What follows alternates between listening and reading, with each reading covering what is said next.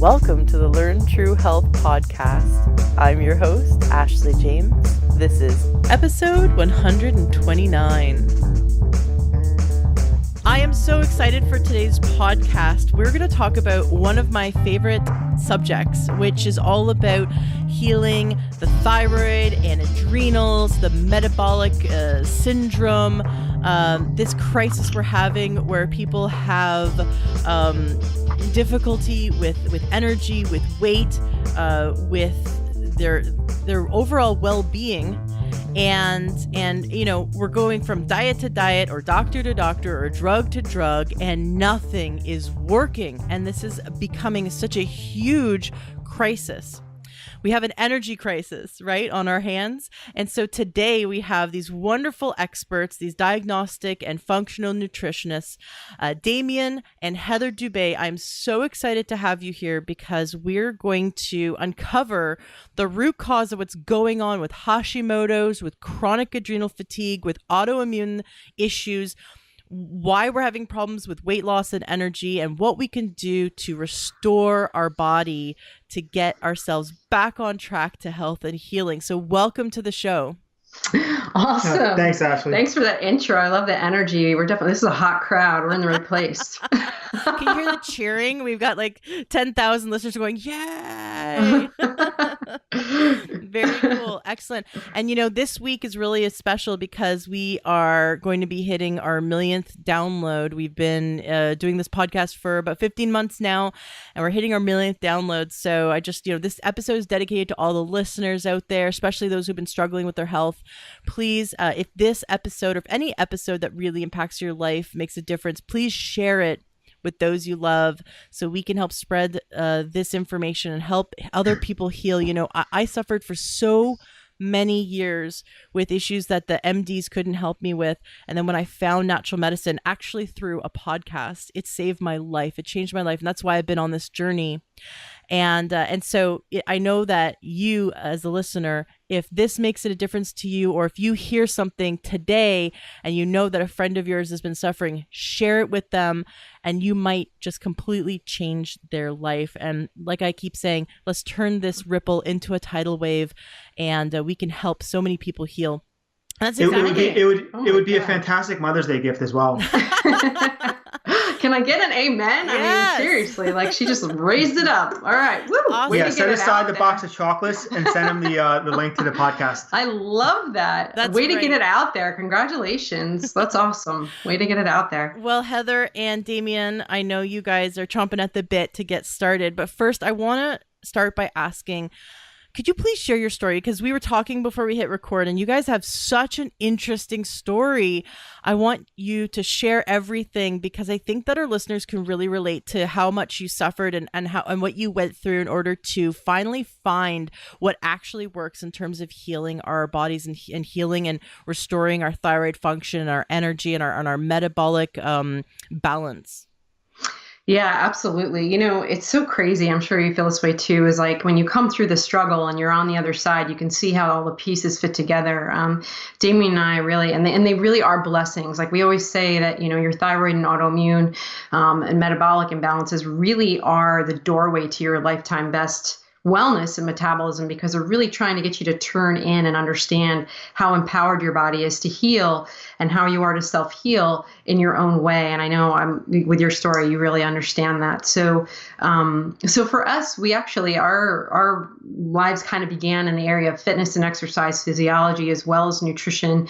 We're in our early, we're going to date ourselves here, 42 and 43 years old now. 43 and 44. But we've both been drawn to nutrition from around our teens. And when we were both in athletics and these kinds of things, it really became such a gift. My first experience with medical doctors was actually in my early 20s. When I was coming out of college, I had a really rare neurological condition, which I didn't know at the time, called palatal myoclonus. And it took me 6 years of getting just a diagnosis or a quote unquote label on what kind of imbalance I was having, and just went into was considered treatment in Manhattan, actually in New York City, with some of the top neurologists in our country. And that was my first experience with medicine, and it really didn't just ever resonate for me.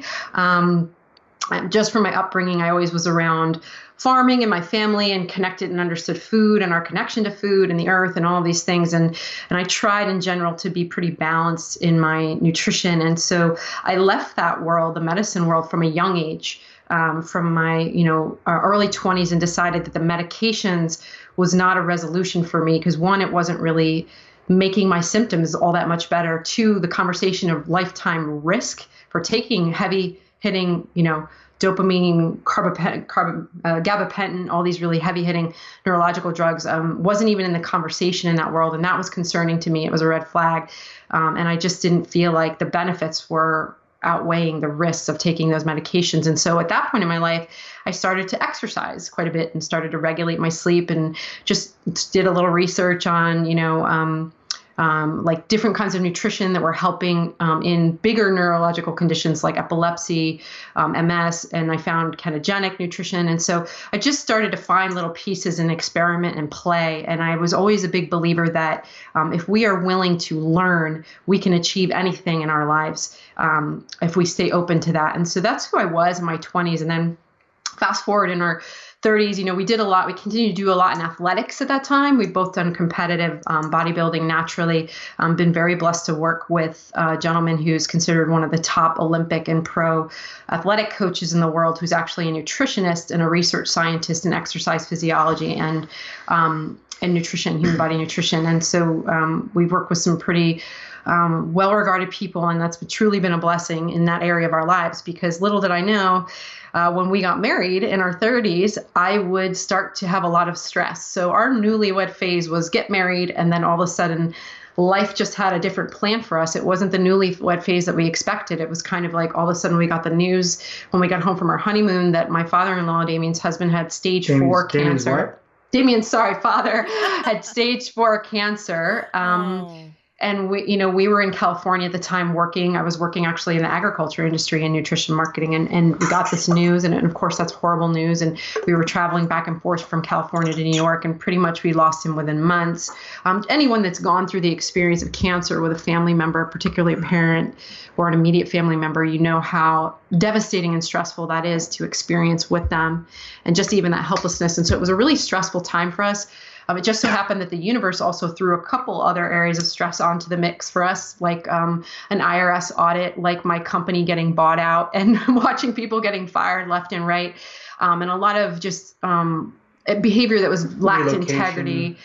We relocated, and so we relocated, bought a home, and then all of a sudden I was worried that I was going to lose this job that was dependent on to pay our mortgage, and so all these things were getting thrown at us.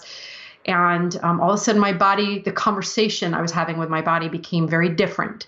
And it was all of a sudden this person who I never hesitated to show up to work out. I didn't really feel like it anymore. I felt demotivated. I felt tired. I didn't feel intimate with Damian. Here we are newlyweds, and it's like kind of like that's supposed to be the best time. And I thought it was the wedding cake. And it was like my body all just sudden shifted, and it didn't make sense. And so in the beginning, I started going to, which we tend to do, right? A lot of allopathic doctors, so medical doctors, kind of saying, I don't feel right. Like this isn't right. Something's wrong. I'm tired. By the time I get home from work, I feel like hitting the couch. Like I can't even come up with the energy to get some exercise in. Like I don't, I'm not thinking clearly. I would clearly remember moments where I would go to the bank and try to write a check, and like the number would be there and it would just completely disappear from my brain. It was like the most bizarre feeling ever, this like brain fog that it was like you had no control of your mind. And so 2 years of going to different medical doctors, and I don't know. What did the medical doctors say? So you go and you say, I have and you describe the symptoms you just described. What would they say to you? I don't know. There's nothing wrong with you. It's in your head. It's in your head. You probably just have allergies, because we lived in Sacramento, California at the time. As I mentioned, I worked in nutrition marketing in the agriculture industry, and that's a valley that's pretty much the biggest area of hit of pesticides and herbicides that you're sitting in there breathing in. And everyone in Sacramento is convinced that they have to have allergies and go to an allergist for allergy shots. But really what's happening is their toxic load is so heavy, and the toxic burden of the body is too much for their system to handle. And what they're becoming autoimmune suppressed essentially. And so this is how it presents, right? But, you don't know all these things at the time. And so I just got a lot of, hands thrown up in the air and a lot of guesswork and a lot of, I don't know how to help you. And unfortunately, during that period, what was going on internally progressed systemically, right? It got worse for me because the stressors didn't go away. So the mental and emotional stressors I was going through, the environmental stressors I was exposed to, they didn't continue to go away. And when you add up that total load, it continues to suppress the immune system, and I got worse. So what could have been cut off at the pass became within 2 years full-blown, autoimmune disease, thyroid, Hashimoto's, or thyroiditis, as people know it, and then also chronic fatigue syndrome. And this was, if you see the picture on our website that we share, was complete rock bottom, where those internal imbalances were now expressing themselves so fully outside my body that I morphed into a different person. I look at least 10 to 15 years older than what I look like today. And I'm now 42, and that was like 43. 43. And I would think I was 40. You could tell who the left brain one is in this pair. It's okay. I forgot when I hit 35, I forgot my age. I think there you go. I just I'm 35. My husband's like, no, you're not. Well, numbers are hard. Yep. And age is just an expression of our energy, right? It's just an expression of our energy potential in our body. So it's really nothing but just a reflection of the way our society sees it. But if we're managing our energy, we can kind of circumvent the numbers. Yeah, so that's and if we lived on Pluto, we'd all be like 3 years old. So it's all good. I'm 35 somewhere. Anyway, so I can see that at this point, couples lesser couples could not handle what you guys had gone through. Damian, how did this impact you as the husband? You're in the health industry, and how were you guys feeling? Were you feeling like failures because you're in the health industry? What was going on? What was the impact in your personal life, and your belief system around your abilities? Well, I think initially, my thought process was, well, why don't you just go get a workout? You'll feel better, right? Because a workout always made me feel better. So obviously our bodies are the same. Suck it up. Yeah. You're suck it up, walk it off. I don't know why you're complaining. Right. Rub some dirt on it kind of thing. Yeah. And we do find that's a conversation a lot of husbands have with their wives, when their wives are going through this, but when Heather started to get, to the point where she expressed earlier, kind of that rock bottom, it was kind of like a holy cow. There's something wrong, and as a man, our role is to just try and fix things, right? Like Tim Allen. Go get the duct tape. Right. So when, it's frustrating when you're not sure how to fix it, and I had some ideas at the time, but I wasn't as educated as I am now. And a lot of other husbands don't know how to fix their wives. And I think that's the biggest thing, right? So as a man, you almost feel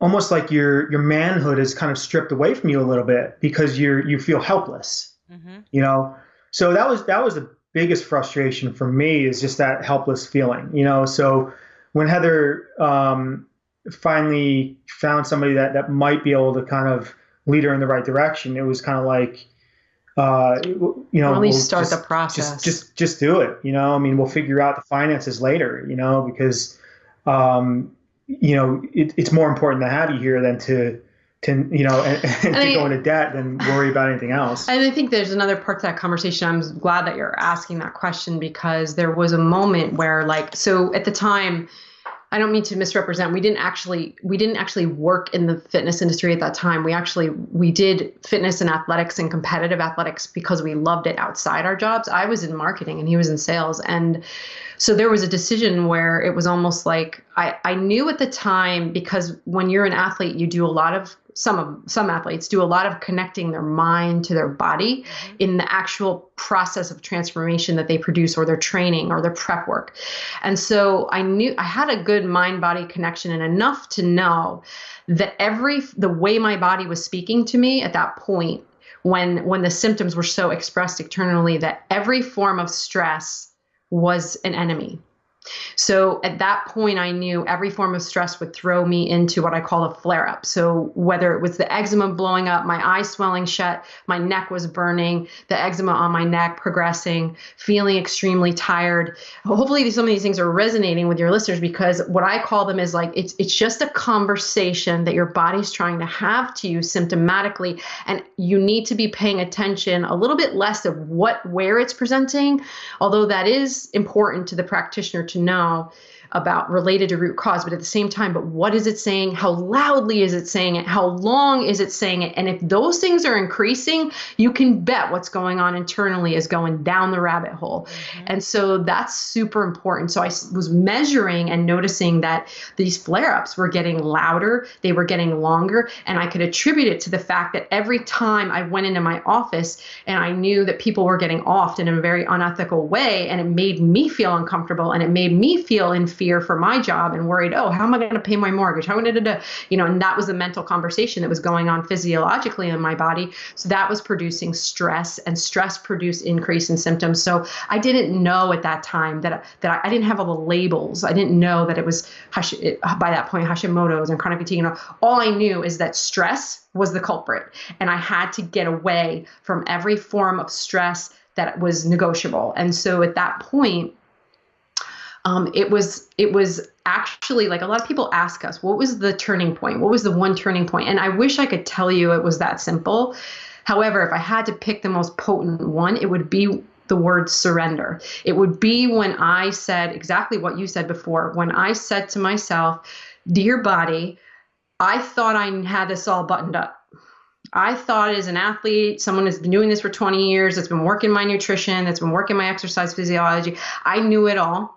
And clearly, you have something else to teach me, because you're screaming at me and I'm afraid for my life. Like, at that point, I was really afraid for my life. And it was that surrender of turning away from the external world of saying, okay, well, everyone says you're supposed to work out 5 times a week, and you're supposed to, as long as you do this with your nutrition, it's all good. Like, it doesn't matter. And I just turned inward and said, this body has something else to teach us. It's trying to talk to us, and it's time to be a student and learn.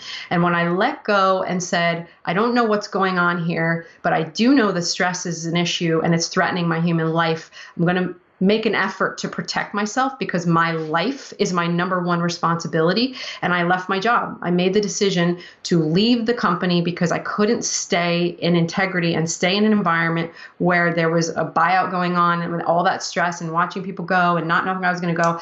And I just said, you know what? I took a box in one day and said, what's going on physically with me is number one right now. And I have to leave to figure this out. I didn't fight them for disability. I didn't do anything that would have welcome more fight, aka stress, into my life, because I was acknowledging at that point I had to surrender to the truth that I knew, which was the body was trying to tell me something else, and I knew it had to do with stress.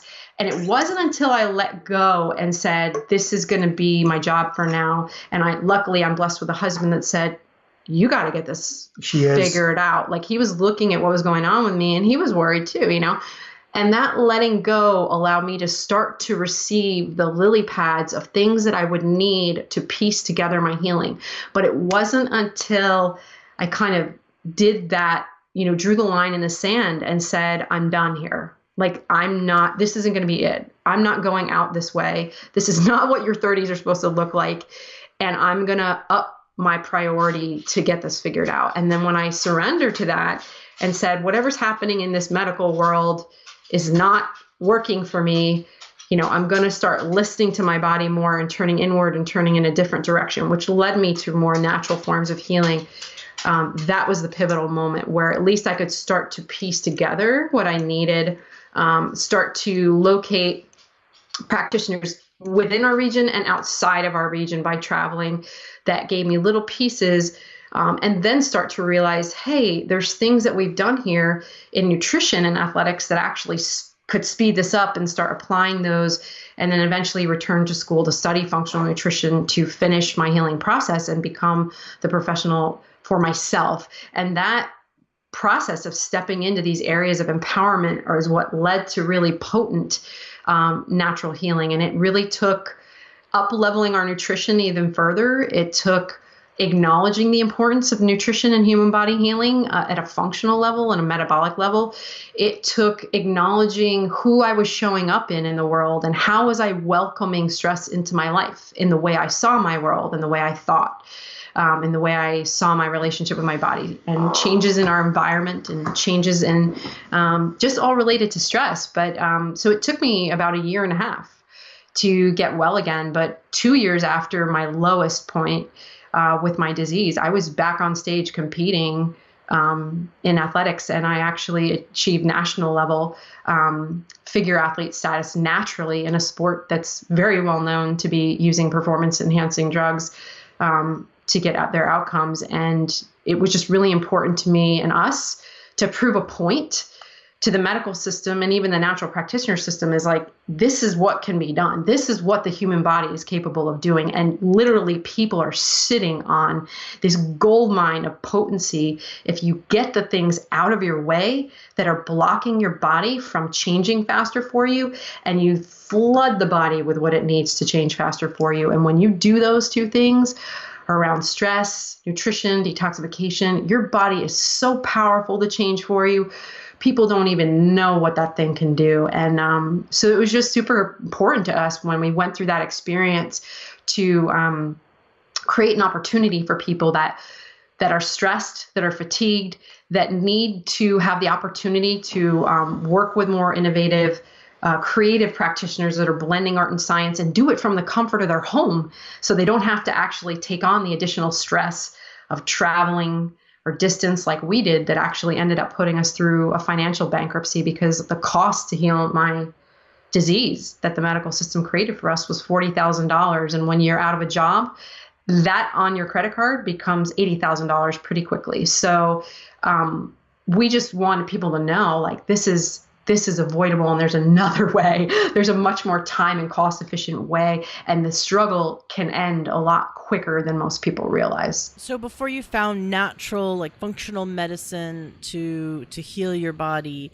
to get to the root cause, you were going through the allopathic, MD and pharmaceutical medical system, and it was through that kind of struggle of trying to find the answer that you had to leave your job because of your illness, and then you ended up racking up medical debt and going bankrupt before you found natural medicine to help you heal?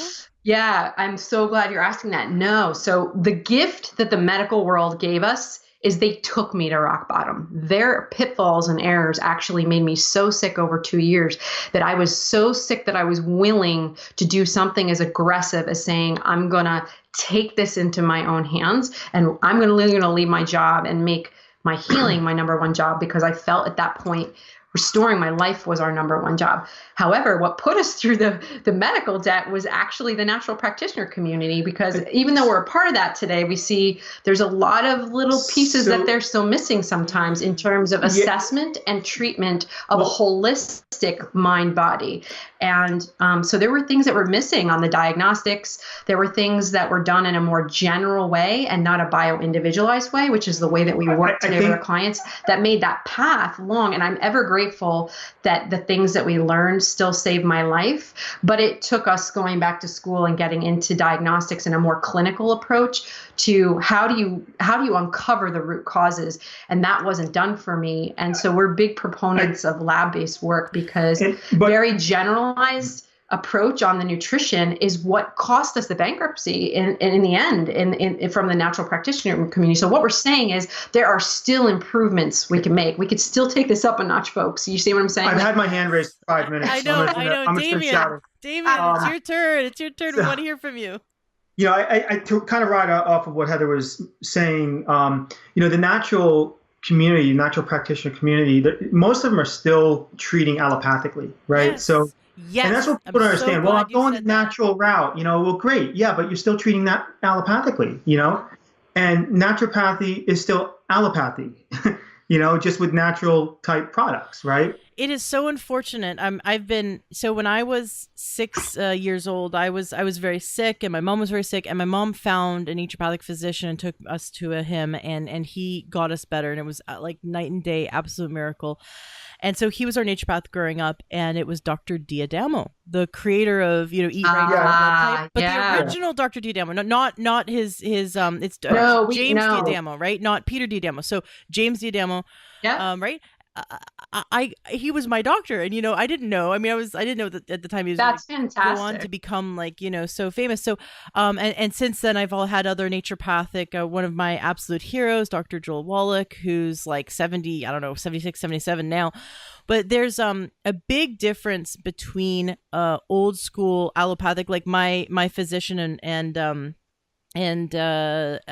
one of my physicians, I should say, because I think we should have a team of physicians. I believe that if you should always get a second and third opinion, because there's like some crazy statistic out there where like the Mayo Clinic said that 21% of people that get a diagnosis, when they go to a second opinion, it's actually completely wrong. I've heard other statistics from other studies being as high as 88% of the time the second opinion is wrong. So with the whole word diagnosis is wrong. Right, so that's a different exactly, topic, which we'll touch in a second. Then thank you for bringing that up, because it's the thought process. And so so back in the day, old school naturopathy, naturopathic medicine was holistic, right? They looked at the whole body, and diagnosis was like, no, we're going to listen to the symptoms of the body, the language of the body. Like you said, the body is speaking these symptoms. We're going to listen to that and look at the body as a whole and help the body come back into balance as a whole. But ultimately, a 15-minute, even an hour conversation is a broken model. We don't really believe in an outpatient model.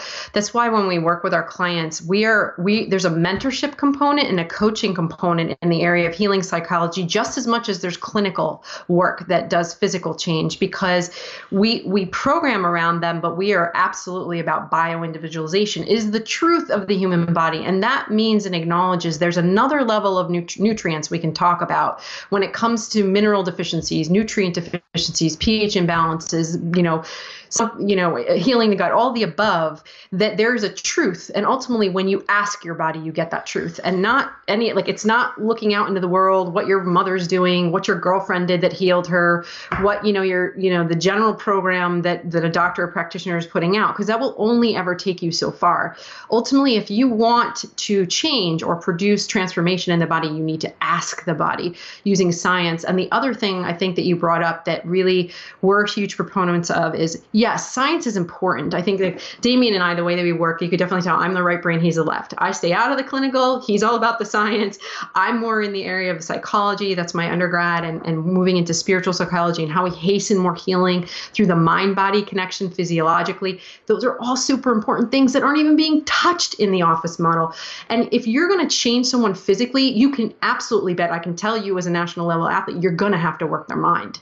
And that's the problem, is that I believe in you more than you can ever believe in yourself. And I'm never going to shortcut somebody about what I think they can or cannot do and just assume, because maybe the first conversation they're hesitant to change their nutrition, that they're not going to be ready to do it at some point. Yes, that if you have 15 minutes, that's probably going to be the knee-jerk reaction. But when we're getting into deeper conversation of exploring our body's story and our body timeline, and how do we get into a better relationship with that body and understand what it's trying to tell us and how we turn that path in a different direction. It's just got to be a deeper conversation, and it's got to be more comprehensive. It's got to involve all those things. And so it's really hard, because I don't want to just kind of throw everyone under the bus, because that's not the case too. Obviously, we know we have colleagues that are great friends that are in all different forms of education backgrounds, and they're doing pivotal work. But the thing is, with everything, I think we just can't get caught up in what is the title. And instead, what we should be looking at is what is the outcomes of the provider that we go to to collaborate with in our health. And the other thing I would say is, are they doing individualized work? Because that is super important. You have to be acknowledging science, and you have to also be using it in artistic way, in an intuitive way, because the human body is an ever-changing, evolving being. It's reacting to your environment. It's reacting to the mental tape and the conversation that you're having every day. Physiologically, guess what? That communicates to your gut,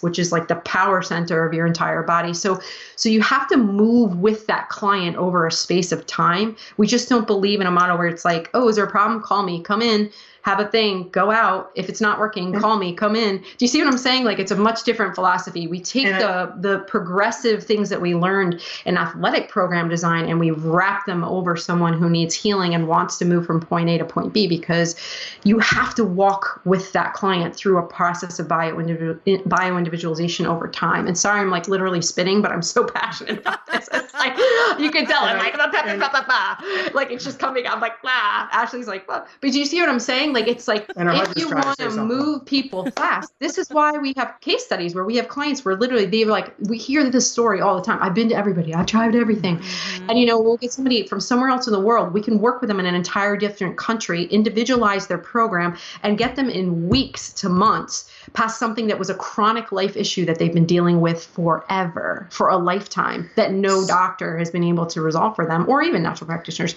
And while they're resting, here's the beauty, they get to lose weight at the same time without exercise, while resting their mind, their body, their spirit, but flooding that body with what that individual body needed in the area of nutrition and detoxification and stress. And so that's the beauty of it, is like, there's still this other level that we were just like, it was like, like angels came down when we was going through this, and it was just like, wow, like there's all these things being missed still. As athletes, we saw in the natural practitioner community that could speed the process up and hasten a more comprehensive result and a faster result for people who are just like, why, I've exhausted decades in this condition. I'm just ready to be done, I wish I had an audio clip of you. What was it? When were you most sick? Like 10 years ago? Oh gosh, I wish I did too. Yeah, we're talking a decade ago. So I wish I had an audio clip, because you have so much energy, and it just is a testament to someone who's fully healed their chronic fatigue, because we can tell that not only are you passionate, but your level of energy is definitely someone that has a major thyroid problem, major, adrenal problem. You wouldn't be able to have as much energy as you do. That's right. I love that.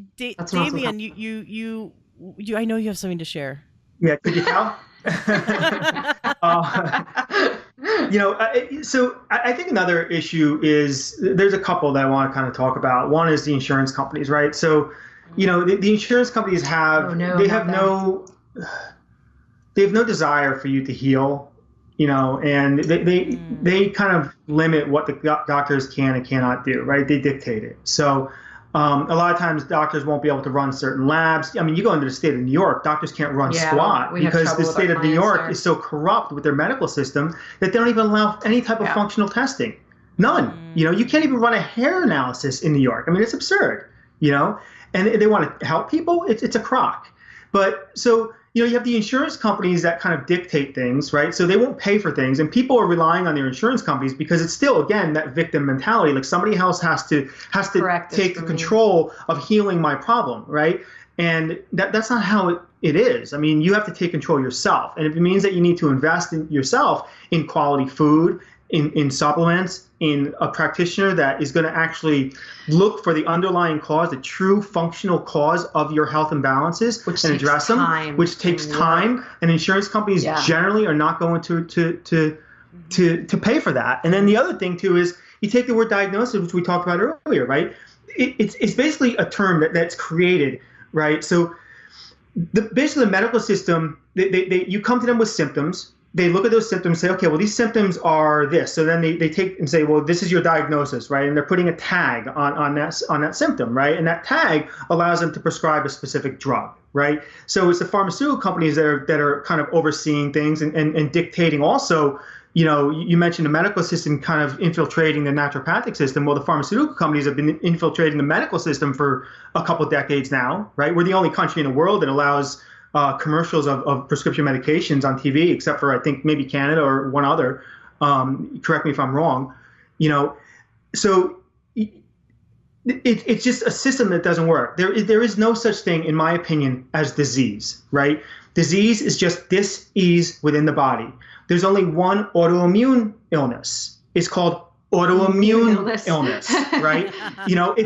If that autoimmunity resonates in your joints, you have rheumatoid arthritis. If it attacks your thyroid, it's Hashimoto's. If it attacks your neurological system, it might be called MS, or your colon, Crohn's, whatever, right? But at the end of the day, it's autoimmune illness. Right. Simple as that. And you need to treat the underlying cause of those illnesses. Yeah. The question really becomes, how did the bioorganism get to a place where the autoimmune system was so overtaxed that it cannot respond? Because it's dealing with things in your environment and within itself all the time. But when it breaks down and it can no longer handle that, we need to have a bigger conversation about why is it breaking down in the first place? Why is it not working properly for you? I said this for probably about a decade and a half, almost 2 decades, that at some point in the next couple of generations, we're going to be unable to reproduce, right? Mm-hmm. And it's actually come into fruition a lot quicker than I thought, right? Just last night, I was watching the news after dinner, and we saw a piece on childhood Alzheimer's. I mean, are you kidding me? Right? So now children at 2 or 3 years old are being diagnosed with a neurodegenerative disease that is going to take their life in the next couple of years. Yeah. Right? And they're saying, well, we got to find the gene that's causing this. What the gene? Here's what's causing it. McDonald's. We start prenatal care. We start prenatal care at the moment of conception, or a couple of weeks after, once you realize that you missed your period and you're pregnant. That's too late. It's too Most late. cultures start their prenatal care prior to menses. Right. And so we're moms are depleted. Right. And this has been going on for several generations now. Right. And it's a trickle down effect. So 4 generations ago, we were depleted. Then 3 generations ago, we're more depleted. Now we're fully depleted. Right. So we can't even process chemicals. We can't process toxins. We can't process anything. And all these things are disrupting our metabolism. Right? Our cellular metabolism, every little process in the body is being disrupted by these chemicals and these toxins and these heavy metals, right? So if you give somebody a vaccine 50 years ago, their bodies are probably going to be able to deal with the toxins in that vaccine a little bit more than a child today that is already depleted and doesn't have the methylation factors necessary to actually process that stuff. Mm-hmm. And it's absurd. And then we sit there and say we need to find the gene that's causing this. No. We are causing it. The food companies are causing it. The biochemistry is causing it. I mean, all these different things, the Industrial Revolution is causing it. I mean, there's more, mercury is being seeped out into our air that we're inhaling. And then we sit there under a mercury-filled light bulb, a fluorescent light bulb, and we wonder why all of a sudden we turn that light on and we get low energy. It's because we got mercury in our body. It's interacting with each other. I mean, it's absurd. Well, and in the last 30 years, over 30,000, I believe it's actually that the statistic is 50,000 new chemicals, meaning man-made artificial chemicals, have been introduced into our environment. Oh my gosh. And so when I was a kid and I was getting a vaccine, which we only had a handful of vaccines, right? Yeah. We had like 8 or something.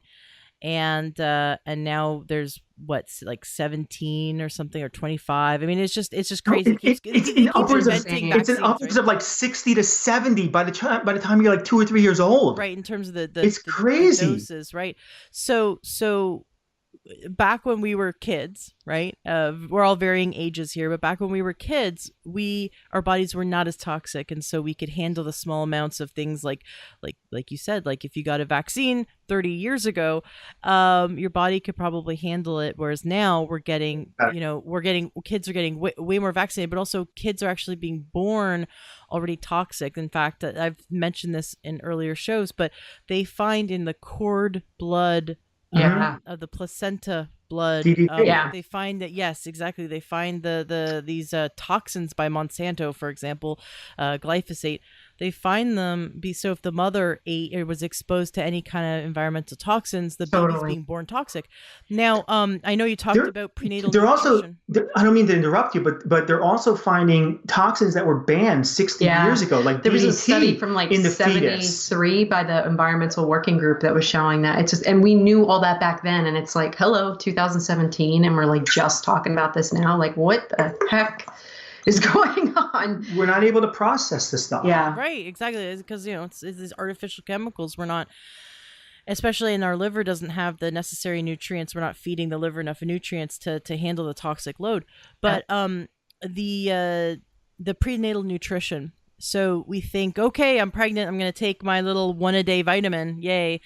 But we never consider that the sperm, the health of the sperm plays a role as well. And Michio Kaku, the creator of the macrobiotic diet, would tell his clients, if they wanted to get pregnant, that the man is just as important in his amount of nutrition as the woman. And in fact, he would advise people to not try for an entire year, and they'd spend an entire year nutrifying their body. And when my husband and I talked about getting pregnant, even though I was actually told when I was 19 I'd never have kids after lots of tests and lots of doctors, and I didn't have a cycle. It was very, very rare that I had one.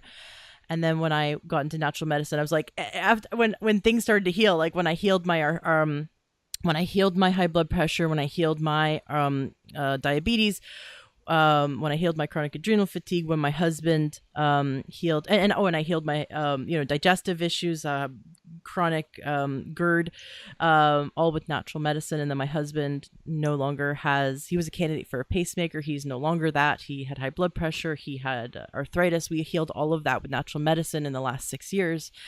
And with, diets and supplements and lifestyle changes over a period of time. And we were just like, this works. Natural medicine works. Holy crap. And so we started talking to our doctors and naturopaths about what we can do to, conceive. And the first thing we heard, which was from an very old naturopath, he's like, you need to spend a year taking, just nutrifying your body. You just need to spend an entire year. I don't even want you to think about conceiving until you've fully nutrified your body.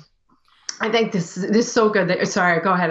Something. I mean, the point is so important. So many children are born just malnourished. Deficient. The mother's malnourished, the child's malnourished. We know that. I mean, it's common knowledge. Let's talk about common knowledge. It's common knowledge that we should have a prenatal, because if you're deficient in the folic acid, then your child can have a neurotube defect, right?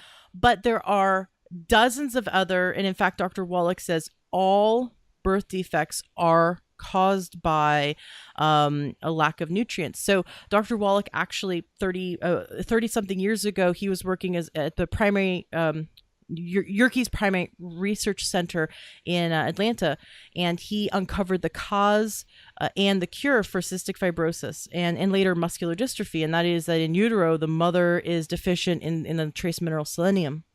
And so if you're a deficient selenium, you have a chance of giving birth to a child with cystic fibrosis. And he's now finally being acknowledged for his work, but he was blacklisted and fired from the research community. Yeah, I'm sure. Because when you find a cure and it's not something that is able to be patented, then they can't make the research. Yeah, I mean, really, and I think people get so caught up in all this too. Like they put so much effort and energy and focus into what's the name, and I have to name it and this and that. You know what? If we took the same amount of energy and just focused on changing your nutrition, guess how quickly your body would change. Exactly. Do you see what I'm saying? It's like a success psychology way that we look at it. Is an athlete doesn't waste time on these kinds of things. What they do is they get super clear on all the areas that they need to work their process.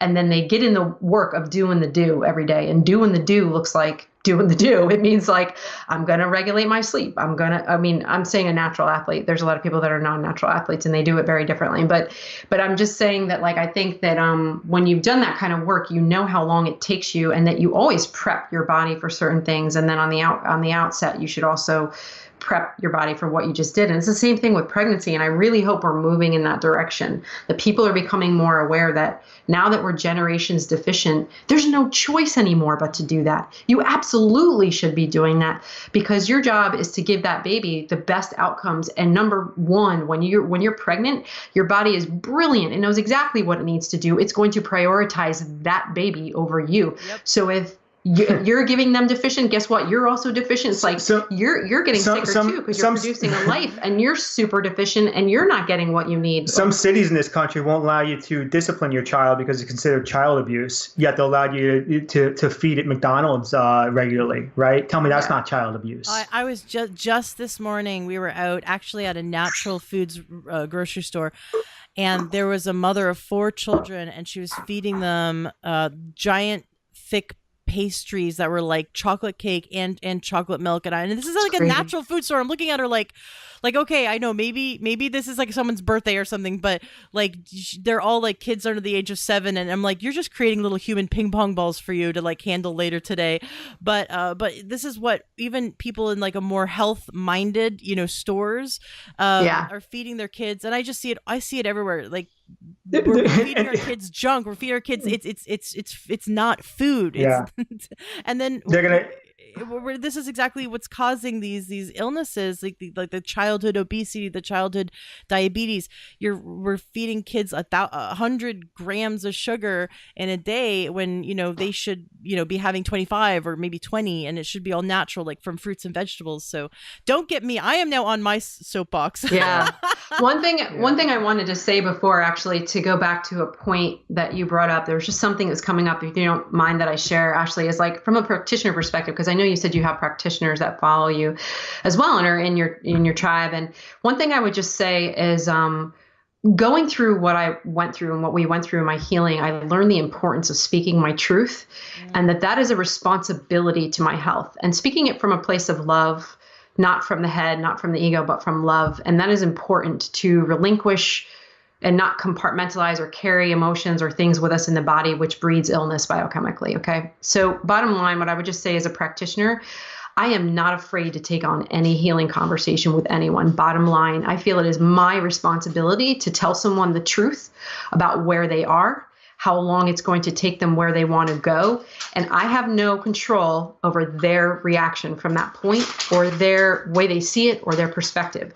But I do know that God put me and Damian together on this earth to bring our gifts together, to elevate the human body experience.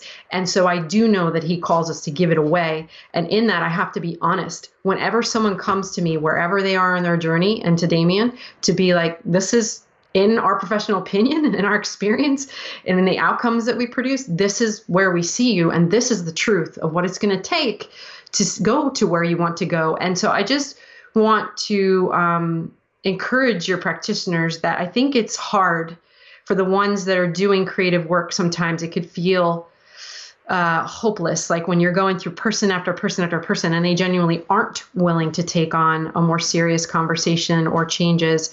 However, we can never lose hope, because we together are the army that is responsible for shifting this tide. And so, I just think I want to give them that encouragement today, that don't be afraid to speak your truth, because what they need, and don't let them control the outcomes of what you need to say to guide them to greater healing, because it's all of our responsibility to do that. And if they're not whether ready, they receive it or not, whether they may receive it later on, maybe they're not ready to receive it from you today. And that's fine. And it may click with them with another practitioner 3-4 years down the road, but you've still given them a seed, right? And so don't withhold the seed. That sounds really wrong. Don't withhold your seed.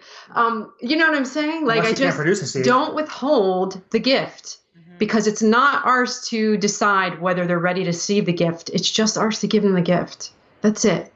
And so I think as a community, we have to remember that it's still our responsibility to speak truth about whatever we know and wherever we are in our scope of work and our learning at that time, for those that come to us to serve them. We have to be honest, and we can't devalue or, kind of just assume what they will or won't do, because we've seen so many people what they will or won't do. And And I mean, the truth of the body is homeostasis. That's healed. That means balance, complete balance, no illness, and we can't not discuss those truths with them. Mm-hmm. Mm-hmm. That actually reminds me of a passage in the Bible in the book of Matthew, when it talks about how the sower went out to sow the seeds, and he spread seeds along the path, and some the birds devoured, and some fell on rocky ground, and he just kept going along and sowing his, like Johnny Appleseed, right? Just kept throwing his seeds, and finally his seeds fell on fertile ground. And that's sort of how it is like we don't know what fertile ground is, because what you're doing is you're planting a seed in someone's heart, and so we don't know how long it's going to take to spring forth in them. Right. And so it's just like, don't judge someone, just because maybe that person's eating McDonald's today, but just you plant the seed and see what happens. So I actually, really cool, just came to my mind. We were at this great church service on Sunday, and at the front, with the Sunday school kids, they were telling a story before they took the kids downstairs, and she was holding two big green watering cans, and she said, the Sunday school teacher said, one can is filled with Monsanto's Roundup, and the other one's filled with like nourishing spring water. And you have a choice. If we have this beautiful rose bush here and we pour Monsanto's Roundup on it, what's going to happen? And all the kids are like, it's going to die, right? And then she says, if we pour this nourishing spring water on it, what's going to happen? And they're like, it's going to live. And she says, it's our choice, where every single one of us is walking around with these two cans in our hands every day, and every single interaction with every person we come in contact with, we have a choice whether we're going to pour Monsanto's Roundup on them or we're going to pour nourishing spring water on them. And I was like, I know it's for the kids, but but it was for all of us. And I was like, it's so true, because I might, like, at a checker at a grocery store, I might not see that's an opportunity for me to spread that love, or pour nourishing spring water on that person. And so we just we're responsible for every interaction that could be a potential, plant the seed, help that person, or just spread goodness. But what you guys were saying was reminding me of that. So I felt it was important to share, but getting back to this dilemma, and I know you guys are so awesome. We could talk all day, and on your website, in fact, I love your website. You've got your credentials are like a mile long, and I noticed that one of the many things that you guys have done, I totally take what you guys do seriously, because you really have taken the time to go through many trainings and really find what works. I see that one of you, or both of you, not sure, went through the Institute for Integrative Nutrition. Mm-hmm. Was it both of you? No, just I did that one. I could tell it was you. I just didn't want to, nothing wrong with I read the curriculum. Damian's definitely, Damian's more, so my undergrad is in psychology, and definitely I'm more passionate about like transpersonal psychology, spiritual psychology, energy psychology. That's like where I'm more focused in, is what is the mental conversation that this person is having. So kind of things like psychoneuroimmunology, how stress is, and mental stress is actually driving physical illness and that kind of thing. Whereas Damian's passion is really the clinical, so more of the functional medicine and the nutrition and the lab testings, diagnostics, that kind of thing, and really diving into the physical imbalances and how we restore balances through root cause. And so, but I did, IIM was one of the programs. You could probably tell we're pretty passionate about learning about the human body, and I think it's something we'll be doing until the day that we leave our bodies physically and go into the spiritual plane. So we probably should have given a disclaimer at the onset of the call that I'm an Italian from Jersey, so I can get a little bit fired. I think it's so fascinating. Like I can tell too with yourself, like we just love, like the human body has so much to teach us. Mm-hmm. And where I'm like diving in and loving now the work that I'm studying is in bioenergetics and bioenergetic medicine. So the connection of the presence of the spirit in the body, and how we connect the energy chakras, and how different forms of imbalance present in the brain and the physiological in terms of, hormonally and fight or flight related to the energy chakras, and how, energy connects to healing. So it's really, really fascinating. I think there's so many cool things going on. And I love that the conversations are at least, opening. And I think when I was sick, the internet was around, but social media was not around. And I think it's a double-edged sword because you can see a lot of inaccurate conversations on social media, but there's also, at least it's starting to open the conversation and people choosing to seek to find other information and educate themselves. And so I do think that the growth of the internet is at least helping serve in some way access to practitioners in different locations doing very innovative work. But we definitely emphasize balance in everything. So we believe balance is homeostasis, and that's the truth of the body, complete balance, no illness, no dis-ease, but also the truth that it takes balance if you're going to produce healing as a guide. And what that means to us is there is science and intuition in balance in a healing process. There's science and faith. They're both present in a healing process. Mm-hmm. We have to, as practitioners, bring the science, but at the same time, be strong in our intuition and find the answers in an artistic way, because the answers aren't always black and white. They're often in the gray. They're never black and white. Right. And so that's a common, like what we see, some common mistakes sometimes that practitioners, even on the natural end, are making, is they're thinking very black and white, like you guys were talking about before. Like if vitamin D is low, I'll just put them on vitamin D. And it's not always that case with macro and micronutrients in the body. So there's really more. Vitamin D just doesn't exist in nature, like on its own. Like no nutrient is just like, oh, I'm just going to take vitamin C. And I used to totally overdose single nutrients until I learned from Dr. Wallach about how it's best to take things the most natural way is best to take all the nutrition together, and the body's going to sort it out and know what to do with it. We just got to increase the nutrient load for the body. And so there's not one nutrient. Like if you're low in vitamin D, you're probably low in 30 other nutrients. And in broccoli, there's 1,000 different, biochemicals and all these micronutrients. It's not just, oh, here's some vitamins. There's so much more. And there's so many factors too. When you look at the Krebs cycle and the oxidative stress cycle and the hepatic cycles and urea cycle and all that stuff, there are certain nutrients that are required at certain steps in order to take you through that cycle, right? And to fully complete that phase. And if certain nutrients are deficient or depleted, then you're not going to be able to get to the next step of that cycle, right? So, there are times where people need single nutrients, like vitamin B6 to supplement until they're stable, magnesium, or just to get them through. And they may even have some type of genetic marker that is that's not allowing them to convert those nutrients. So you might need to add in a methylated form that they may need to be on for the rest of their life, because they genetically will never be able to turn vitamin B6 into, the phosphorylated form, which is necessary, or niacin into the NADH, which is necessary for different pathways. We're definitely of the philosophy that it all depends on the individual, exactly. And that's why and where they are in when their somebody healing says, well, what supplement should I take, or what should I do? It's just an impossible question to answer unless we're actually working together and we dive in and look functionally at what where are your blocks and where are your weaknesses, and so on and so forth. Mm-hmm. Yeah, there's not ever one answer that's right for everyone. Yeah. And that's the kind of like the crux of it all is that totally. We are bio individuals. So anyway, I wanted to say that I absolutely adore and love IIN, Institute for Integrative Nutrition, and I've been raving about them throughout several episodes in the show. So I've interviewed a lot of people from there. So I could kind of hear languaging, and I was like, I bet. And then when I looked up your bio, I was like, for sure, that's where I could see that all your credentials, and that happened to be one of them.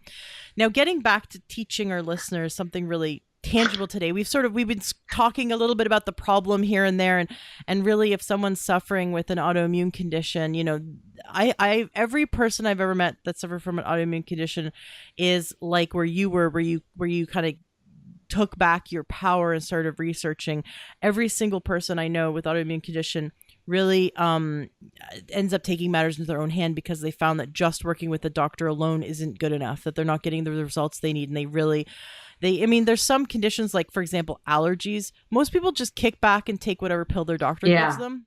They don't perceive it as a problem. And because and it just blows my mind. I feel like I don't know if you know Plato's cave. I feel like I've escaped Plato's cave, but it's where these people grew up and chained in a cave, and all they saw were shadows, and so they believed that the world was 2-dimensional.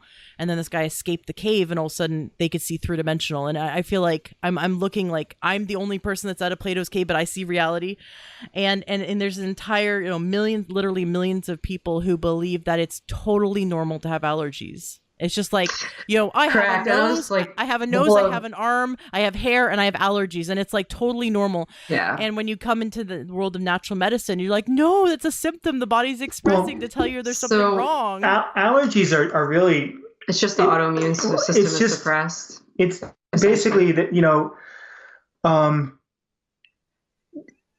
every plant out there, everything has its own defense mechanism, right? So broccoli has toxins in it, right? That to prevent certain things from attacking it, and so on and so forth, right? But pollen is another one. And our bodies, 100 years ago, 1,000 years ago, were able to process these toxins, right? And it wouldn't affect us. But our toxic load is so high at this point that these little otherwise harmless toxins are now triggers, right? And it's creating an inflammatory or a histamine response, and then we get allergies, right? And so you're not Zyrtec deficient. Yeah. There might be certain amino acids that are required for that methylation pathway to take place, so you can process that toxin. I was popping Zyrtec like crazy when I was really, really sick. Like if you see the before picture, I was just, because my face was blown up, my eyes would be swelled shut. It was just the eczema that was presenting on my eyelids and my neck was just painful, and my throat was like burning. And I'm just going to the doctors, and they're like, "Oh, you just have allergies. You just need allergy shots." And I'm like, literally like, why do I not look like anyone in your office then? Hello, like wake up. But really, like what was so transformative to us, and when we talk about this openly, is we didn't, I didn't set out to like heal everything in my body, but what we found is when you actually truthfully do heal and you return to homeostasis, everything heals. And so it wasn't just that 1.5 years later that I no longer had Hashimoto's disease and the chronic fatigue, and, I was able to go back to competing, and my autoimmune illness was gone, and, my, pancreatic toxicity was reversed, the candida was reversed, but all these things that for 30 some years that I had that I thought were quote unquote normal also went away, and I've never had for a decade now. So I don't get athlete's foot anymore. I don't get yeast infections anymore. I don't get allergies anymore. I don't get cold sores anymore. So really, if you look at like Dr. Gershon's work, for example, they say the truth of the body is when you're healed, all things heal. And your body is brilliant. It knows what to heal in priority order. It will take care of itself. It's not our job to figure that out. We leave the body to do it. We always say with our clients and people that we work with, when you get a cut, do you have to do anything for that cut to heal? No. It knows what to do. It comes prepackaged knowing what to do. Its truth is homeostasis. Its truth is to want to and work to come back to balance. You need to get a cut in this job. You just need to put the things in the system that allow it to regenerate faster for you and get the things out of the way that are preventing it from regenerating faster for you. And then just get the heck out of its way. Stop thinking, stop controlling, stop worrying, stop assuming what you think it should be doing. It does what it needs to do. If you just get mentally, emotionally, and physically out of its way and give it what it needs to do its work, it's amazing what it can do. Yeah, I got a little story real quick. Several years ago, I was carving a turkey on Thanksgiving, and I'm a little bit impatient. I will say that, and I'm sure Heather doesn't agree with that, but but so I'm trying to carve off the leg, and I'm using the knife. I'm kind of like stabbing it with a brand new Wusthof carving knife, and my hand was greasy. Slipped down the blade, put probably about a 1/4 inch slice down the center of my hand, blade sticking out, kind of thing. And I just, poured a little bit of rubbing alcohol on it and wrapped it up. It was completely healed 4 days later. Mm-hmm. Like that's unheard. It was a 1/4 inch deep, slice in the middle of my palm, and it is healed. That's where a good functioning body, that is constantly regenerating, will do its work, right? Yeah. We don't need to go and get all kinds of medications and antibiotics and all these different things. right? Because our body is equipped with what it needs if given the proper tools. And those tools are, the nutrients and the removal or the lack exposure of toxins. And I think what was so cool for us too, Ashley, I mean, so you think about two people, right, that have been really passionate about fitness and athletics, and we thought we had it all dialed in with sports nutrition. And, and we were completely associating, like most people at that point in our lives before my illness, that the outside of the body was indicative of what was going on in the inside of the body. And we know now, right, that's not truth. We actually have to work our way outward from the inside first. And someone could look fit on the outside, but they could be a complete train wreck functionally and metabolically on the inside. So when I had gotten so sick, and then I didn't have the energy to exercise for a long time. I wasn't doing any exercise for a long time. I was resting.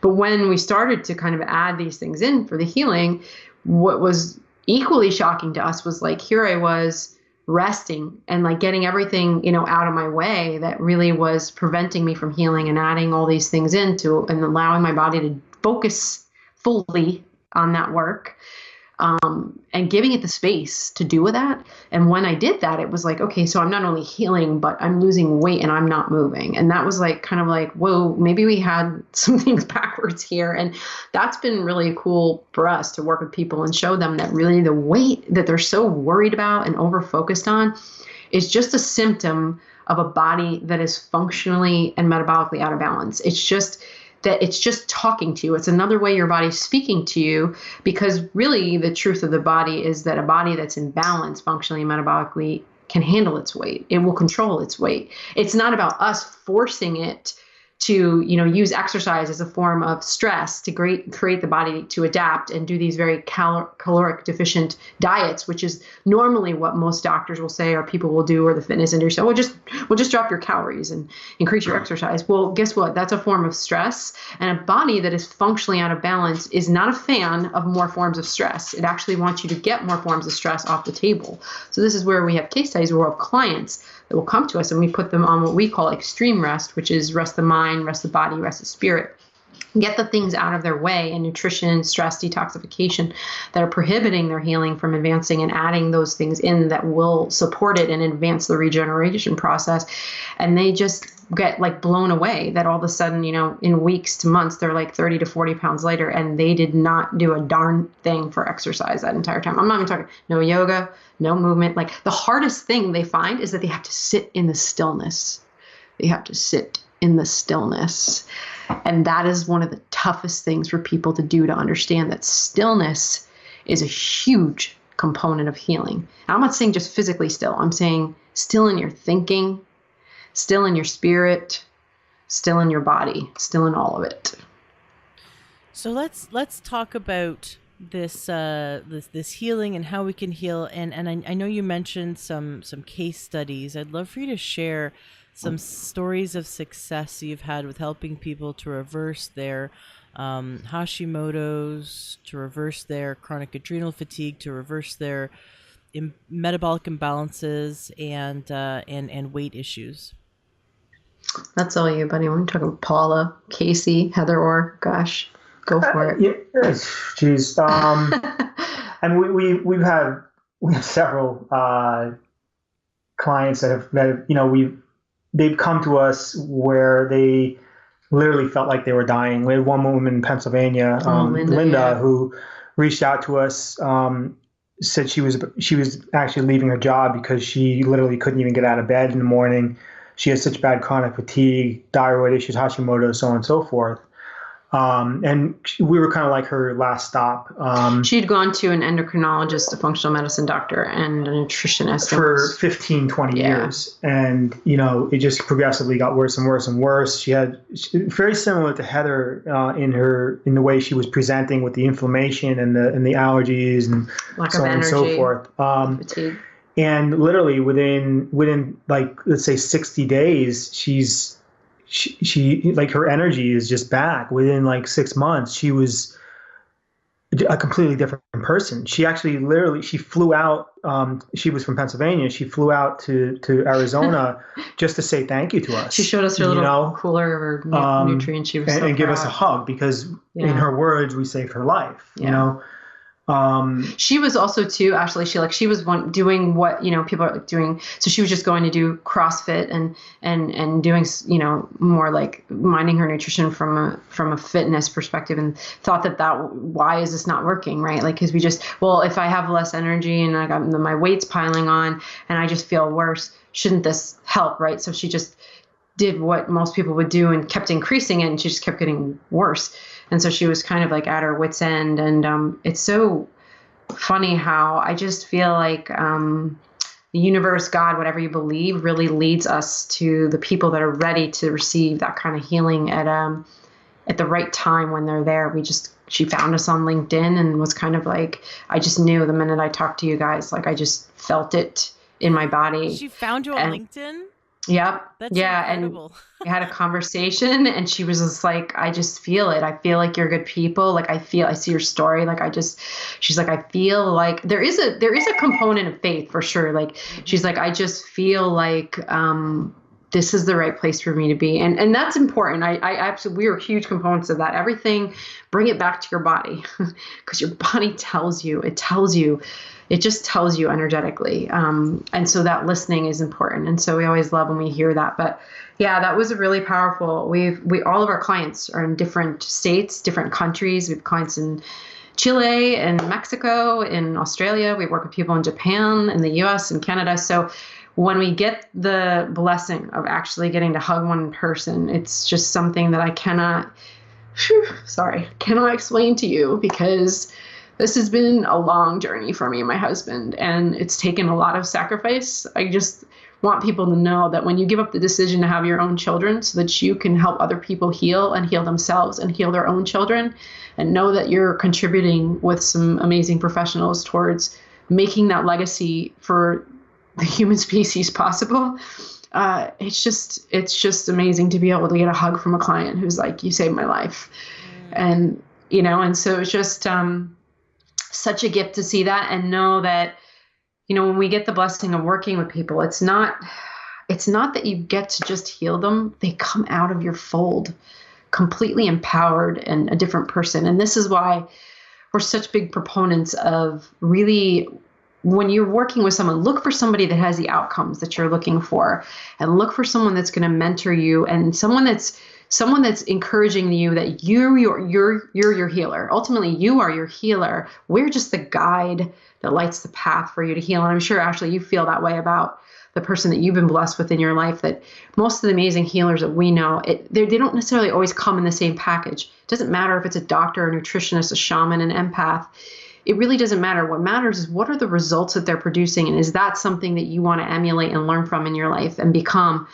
And the cool part is when you get to do that with your people, you don't only get them the outcomes that they're looking for, you change them for the rest of their life. Like they have skills and an understanding and a new way of seeing their responsibility of, for caring for their body and what that looks like and how empowered they are to do that.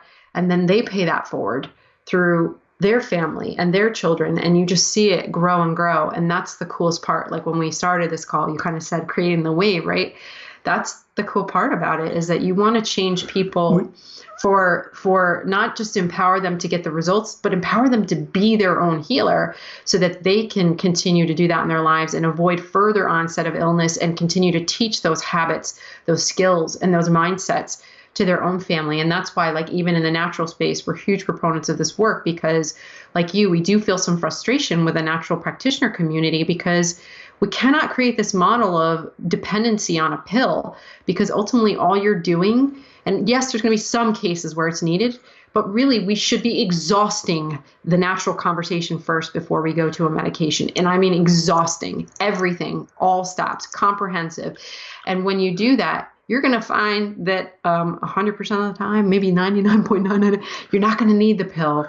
And the thing is, if you just take the pill, whether it's thyroid medication or what have you, steroids for autoimmune suppression, all you're doing is tuning out what the body is trying to say to you. And that internal root cause imbalance is continuing on, and it will develop potentially into something else like cancer, like another form of illness. And that's why we get frustrated, is like, we have a responsibility to have a greater conversation of what healing is, with our patients. So I just want to clarify, we're not suggesting that you stop taking your medications without consulting your doctor first. Yeah.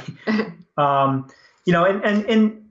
Just to kind of elaborate on what Heather was saying, there are times, if your thyroid is completely malfunctioning, I mean, there is a chance you may need a little bit of prescription support for a period of time, just to give your body the hormone that it needs, right? While we figure out all those other things. What's the best tool in the toolbox? And it's great that naturopaths have access to, for example, naturopaths have access to be able to prescribe drugs and also use natural medicine, because there are times when drugs absolutely are of value, but they're being used 90% in a default. Default. It's a default. The latest statistic is that in America, and I know it's different for different countries, we have a lot of great international listeners from many, many countries, and I'm so proud to say that when I look at my analytics, I can see people in India and Ireland and Canada and the UK and Australia, and just you wouldn't believe people all around the world, and Russia. It's just wonderful. So it's different in every country, but America is actually the worst when you look at it's America is the prime example of and all the other countries are following suit. So we have to stop this problem. But 70% of adult Americans are on at least one prescription medication. Now let that sink in. Mm-hmm. At least one prescription. And typically when you get on one prescription, then you get side effects. So now you need a few others to handle the side effects. And then all of a sudden now you're taking 17 medications. And I happen to have a friend who showed me her nightstand has 2 drawers and both of them are full of medication. It's crazy. When she started taking, I urged her for years to take supplements, and when she added one whole supplement to her program, she was able to cut her pain meds in half. Yeah. And I think that's why we get fired up, is like, why are we not at least presenting the options? Why are we not exploring possibilities? Why are we cutting them off at the pass? Because literally, I mean, we've had plenty of clients come to us and we have them off thyroid medications when we get them their body functioning properly within 6 months to a year.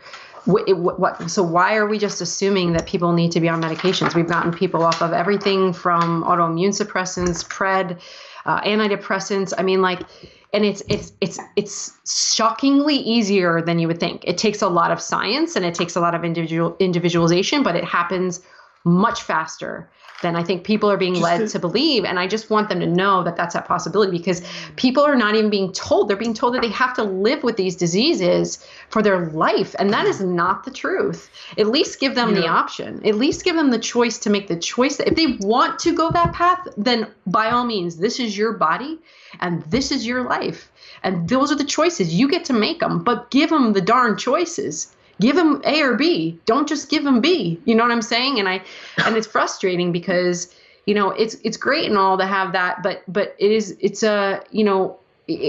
creates a model where people have to keep coming through your door. What we love is when we never see a client again after we work with them for 6 months to a year, and they don't need us anymore, and we will never see them again. That's success to us, because I know they're healed and they're out there doing their thing. When you look at some of the top prescribed medications too, I mean, a lot of them are like antidepressant type medications, right? Yeah. Mind altering drugs, and when you look at the role of those drugs, our bodies are supposed to do what that drug is supposed to do, right? And if we're missing the precursors, the cofactors, that's why we don't have the neurotransmitter. And we need that drug to mimic that neurotransmitter. Serotonin is the brain's natural Prozac, and the precursor to serotonin is tryptophan, right? So if you're depleted in tryptophan, or there's not cofactors that are allowing it to take it to that next step, well then, you're not going to have any serotonin production. Now, dopamine and Ritalin, and correct me if I'm wrong, but tryptophan, which is an amino acid, was a supplement on the market. And it was, it's very effective. You take tryptophan, and if you have a deficiency in tryptophan, then when you take it, your body's producing the right amount of serotonin. All of a sudden, you get happy again, right? They made it. Didn't they take it off the market? I think they took it off the market in the early 90s, I believe. But they took it off the market. Was it like the month before Prozac came out? Oh, I didn't know that. But I would That wouldn't shock me. urge some Googling, but I'm pretty sure that's what I heard is that they like, I mean, this is how much drug companies have pull with the FDA to be able to take, because their biggest competition was the natural alternative, right? The supplement. That was that had absolutely was totally harmless, right? And then instead, we've now created a drug version, so now we have to get rid of our competition. So this is what happens, and the same happened with an eye condition that's quite common.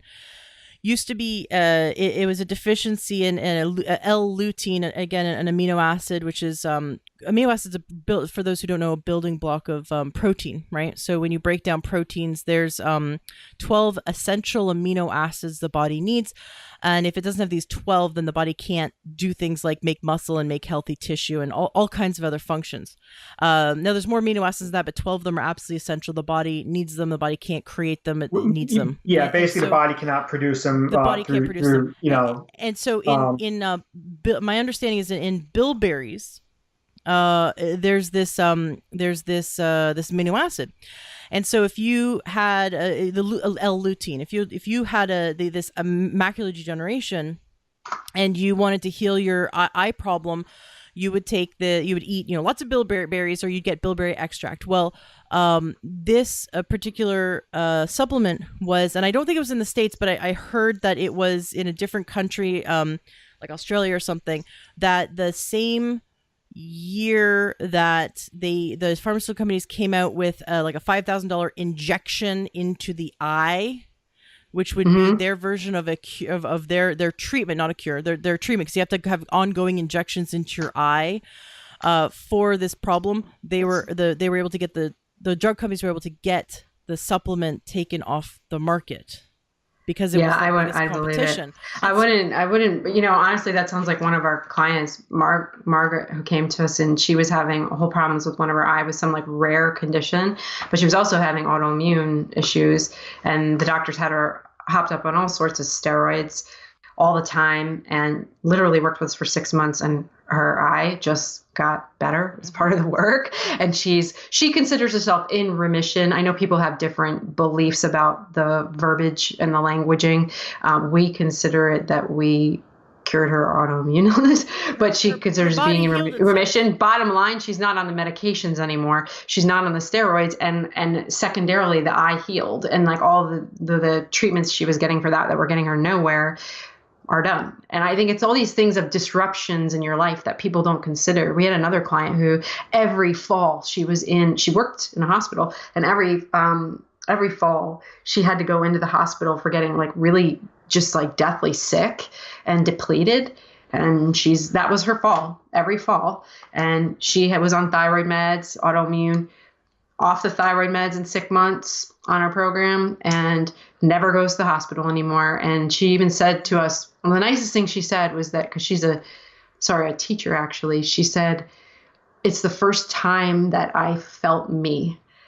Meaning like spiritually, she felt who she was, and she was connected to herself in her power, because she wasn't so physically shifted by all these medications that they had her on, that she just was like, this is who I am. Like I'm like reconnected with the truth of who I am, and nobody can ever take that away from me now.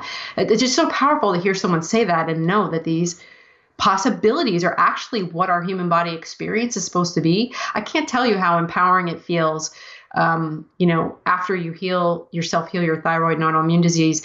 And literally now, like I'm sure your house is similar. We don't have medications in our house. Literally, we have tinctures. We have you look in our kitchen cabinets and see quite an amount of clinical grade nutritional supplements. We have tinctures and essential oils and Ayurvedic oils and all these things.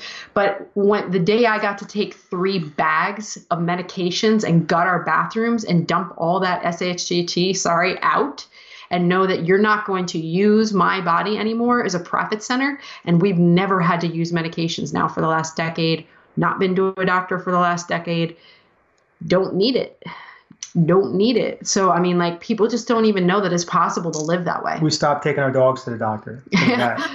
You can live free of all that. You really can live free of all that. Why not try? I mean, honestly, if that was possible, why not try? I just, yeah, you know what I mean? Like, I think that people are suffering are looking for an answer. I really do feel that it's just the fact that like you said, why there's an option A and an option B, and people are only given option B if you go to a regular doctor, or most doctors that, I mean, and it's not like these doctors are malicious. It's just, this is the system they were raised in. Right. And we have to break free of this matrix, right? We need to get a higher perspective. And it's often not enough. It's often not enough. What we usually see is it's not individualized enough, and it's not comprehensive enough. So maybe they're doing like a piece here, a piece over there, but it's not powerful enough to move the needle, because what we do find that the human body is this amazing, organism of multiple systems that are working together. And so in order to get someone more powerful results, you have to assess that organism and its systems together, not just separately, but together. You have to look at how they work together, and you have to program for them, not just individually, but together. And you have to think about that whole holistic bioorganism. And so usually what we see is like they're going the natural route, but whoever they're working with is kind of like only scratching the surface a little bit. Like they're not engaging nutrition powerful enough. Sometimes they're not engaging some opportunities in nutrition programming in the area of clinical grade nutraceuticals enough. Usually not addressing more areas of detoxification and stress that really need to be considered if you're going to clear the path for the body to change. And so it's kind of like I'm doing a little bit over here, a little bit over here. So we see, it's just like what we equate it to is a little bit of, it's like toe dipping, and it's great. You're moving in the right direction. But if you really want to get this done, you need to take a more comprehensive approach, is what we find. And we've been able to replicate that outcome consistently in our case studies and with our clients. It's just that we have to be ready to do more. And if we want to receive more, guess what? You give more first, and then you receive more. That's also biblical. And so most people are being cut off at the pass because they're being told, or they think they're doing enough. I have news for you. If you take nothing away from this call today, you need to do more to expect more. And there is still more to do. And I think that that's, bottom line. Like, I know some people don't want to hear that. And I'm not saying you have to be courageous and quit your job like me, because it's a form of stress. But what I am saying is you need to address your nutrition, your nutraceuticals, detoxification, stress, and all forms of stress, including exercise physiology, as well as spiritual stress and these other things. If you really want to move the needle, you need to consider you're a holistic mind, body, and spirit. And, you can go gluten-free, but if you're, not doing individualized nutrition, or if you're not really getting into more individualized nutraceutical programming, or if you're still using a lot of products that have endocrine disruptors, well, guess what? Like, you can't expect more from your body until you're willing to give it more. It's just, it needs to be more.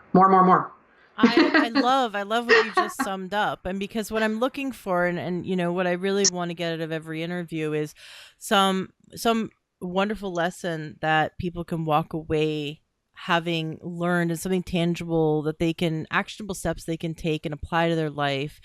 So I love what you said is that we have to address our stress levels, right? And sometimes we've got to just step up our game and do more to get more. But we have to address our stress levels because stress is such an interrupter. How I describe the nervous system, the sympathetic and parasympathetic nervous system, is that it's like a light switch, right? So either you're going to switch on your parasympathetic and you're going to go into rest and digest, or you're going to switch it the other way. You're switching on the sympathetic response, which is the fight or flight. And this is, we don't have control of this. This is the brain stem, but thank God, because the autonomic nervous system is what digests our food for us. It's what beats our heart. It's what, so I love the stress response. Like, we need it, right? It's like, if it's there for a reason. If a child runs out into the street, it's what slams our foot on the brake. We do not consciously slam our foot on the brake. There is no conscious thought. That would have been too late. It is that instant reaction. So it's part of our survival mechanism. It's wonderful. But the problem is that based on our mindset and what's going on in our life and all the stressors, it's a runaway train right now. And so we're most of the time in that fight or flight response. And when it has shut down all of the processes for healing. So like Damian's you said, you've got to go. Damian's raising his hand. Please. Yeah, so he's got two passionate women on this call, so he didn't know what he was in for. just to kind of ride what you're saying, the stress response is there for a reason, right? And it's for survival. Okay. So you use the analogy of the child running in front of the car. I use the analogy of, a tiger chasing you through the wild 2,000 years ago, right? You're going to either fight or flee, and that's your defense. And so what happens is your body starts to shut down its non-vitals and it starts enhancing its vitals. So it enhances respiration, enhances awareness and alertness, enhances blood flow to the extremities, so on and so forth, pupil dilation. But then the non-vitals that aren't necessary to get away from that immediate threat slow down or stop. So digestion, detoxification, tissue repair, immune system, so on and so forth, right? But once you get away from that immediate threat, then your body recharges, right? You go back into that rest and repair, rest and digest, right? Back into that sympathetic state or parasympathetic state. Problem is that in today's world, our bodies aren't equipped to deal with the amount of stress we have. And it's no longer just that mental stress of being chased by the tiger, that physical threat. But there's also the mental, emotional stress of finances, relationships, children, so on and so forth. But then you also have the toxic stress of the stuff that's in our environment, the poor quality food, the nutritional depletion of our bodies, the heavy metals that are being pumped into our children, the vaccines, and so on and so forth. So this is all stress, right? So it's keeping you in that constant fight or flight mode. You're constant producing that noradrenaline. And most people don't have the proper cofactors to methylate away that noradrenaline, right, into adrenaline, so it could be burned up really quickly, and so they're stuck in that fight or flight. And as long as you're stuck in that fight or flight, it doesn't matter. People will sit there and say, well, you need to heal the gut first. You need to do a quick detox. Stress. No, that's all BS. All right. Stress. There's no such thing as a quick detox. There's no such thing as healing your gut first. I don't care who these doctors are that are saying that. It's untrue. You need to pull yourself out of that fight or flight response. First. Mm-hmm. Yeah. You need to you need to allow your body to get into that rest and repair. Then you can focus on healing the gut. And then, you want to take another stress in the mix. You have parasites and intestinal infections and so on and so forth that are creating all kinds of stress and turmoil. So if you don't eradicate those things, sorry, you're never going to heal the gut. And this is a point I want to make too, is when we come back to that, the thing I mentioned before about success psychology. So when you're an athlete, you understand that your energy is your greatest resource, not anything else, not your money. It's actually your energy, which translates into time. So, so when we work on creating an outcome from taking a body from point A to point B as an athlete, we know that there's certain ways that you put the right steps in the right order at the right time. And that was the whole light bulb for us when we came up with E3 Energy Evolved and our E3 Energy Evolved system. It was this acknowledgement of I knew it was stress. So I don't understand why people waste so much time worrying about a diagnosis. I'm not saying it's not important to get the label, because it is one thing that you want to have on a very broad clinical assessment form for your client. Absolutely. But it's one thing. And people spend so much time being like, what is it? What is it? What do I have? What do I name it? Oh, I have this thing. And then they get super energetically attached to their label. And they're like, I'm this person with this. Well, I can tell you, bottom line, 99% of the time, if you just get focused on stress and reversing stress naturally in the human body, physiologically, mind, body, spirit, stress, your body has what it needs to regulate your dis-ease. It has what it needs. So I just feel like people are spending a lot of time getting so overly caught up. I'm not saying research isn't important. I'm not saying diagnostics aren't important. We definitely emphasize using the labs to get that clarity of what root cause imbalances are. But I'm saying more the symptomatic label, like how it's presenting. People are so energetically attached to and putting so much effort in what is it? And what is the one way to fix it? Well, bottom line, it's all stress. And that was what the realization was for when we came up with E3 Energy Evolved. It was what do we have to do in order to get more potent and more comprehensive to reverse stress in the body? And it came back to function and metabolic, arresting metabolism. All is attached to energy. We are energy. We are energetic beings. Everything is energy, hello, Einstein. So it just is people are having this conversation. They're getting a little bit overly caught up, I think, in the science. And really, when I think answer is right in front of our face, a lot of it has to do with stress. And if we just look at, okay, how do I reverse stress? by, like I said before, taking the right steps at the right time in the right order for that individual, your body can produce change. And so what do we focus on, right? We focus on your energy in first, and then your energy out, and then your energy environment. And that's usually the process of the way we take someone through that change, because bottom line, your energy in when you're in a healing crisis is 70% of what's going to move the needle for you. If you're not willing to talk about your energy in, which starts with food, clinical nutraceuticals, how your spirituality, praying, stress management, all those things, sleep, regulating your sleep, well, then we're not going to get you to energy out, because it doesn't matter. It doesn't matter. So energy out, when you move to that next phase, is what's energy out? How am I stressing? How do I see my world? What is the psychological way that I invite stress into my life? Because I make things life or death issues that aren't in perspective, or what is my fitness choice? And what is the program design around my exercise physiology? And how is that stressing the body to create adaptation? And is that working to my advantage or my disadvantage right now? All of that things matter. And that's about 20% to us in our world. And the last 10%, which is the finite thing that you should move into when you get past energy in and then energy out, is your energy environment. And what that is, like endocrine disruptors, detoxification issues in your environment, essentially what's going on in your environment, like regionally, being aware of where you are individually. Is it dry? Is it hot? Is it humid? Like, are you near farming? Is there pesticide that you're breathing in? Like all those things.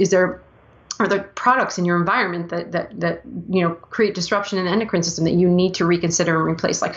But you need to go right steps, right time, right order, because what moves the needle most is your energy in and making changes there. So just start there. Don't get so overwhelmed, like, oh, I have to do all these things, because, like, being honest, the conversation begins with food and it also ends with food. And what I mean is, if you are unwilling to start to explore changes in your food in the area of removing things that are functionally and metabolically disrupted and adding things in that allow the body to regenerate faster, then you're not going to get really far with the rest of the stuff. And I'm not saying don't do it, but I'm saying, like, food, nutrients is number one, the biggest thing that changes the human body. But that's where the conversation begins. It's not where it ends. And what frustrates us is even in the natural practitioner's office, we see a little bit of that being done. It's commonly very general and not individualized enough. And so we're not really moving the needle the way we need to nutritionally. But that's really what we need, and we find we need to do to stabilize the client. But we really take them through the whole spectrum of energy in, energy out, energy environment, through the process over time, as we can move them to physical stabilization and restoration. And then once they're stabilized, then they can get into maintenance and do it on their own, and they're self-empowered. I understand that obviously everyone's different, right? So someone might resonate with, like, you might be needing to be vegan, and Damian might need to like totally go Atkins. You know what I mean? Like it's just everyone is different.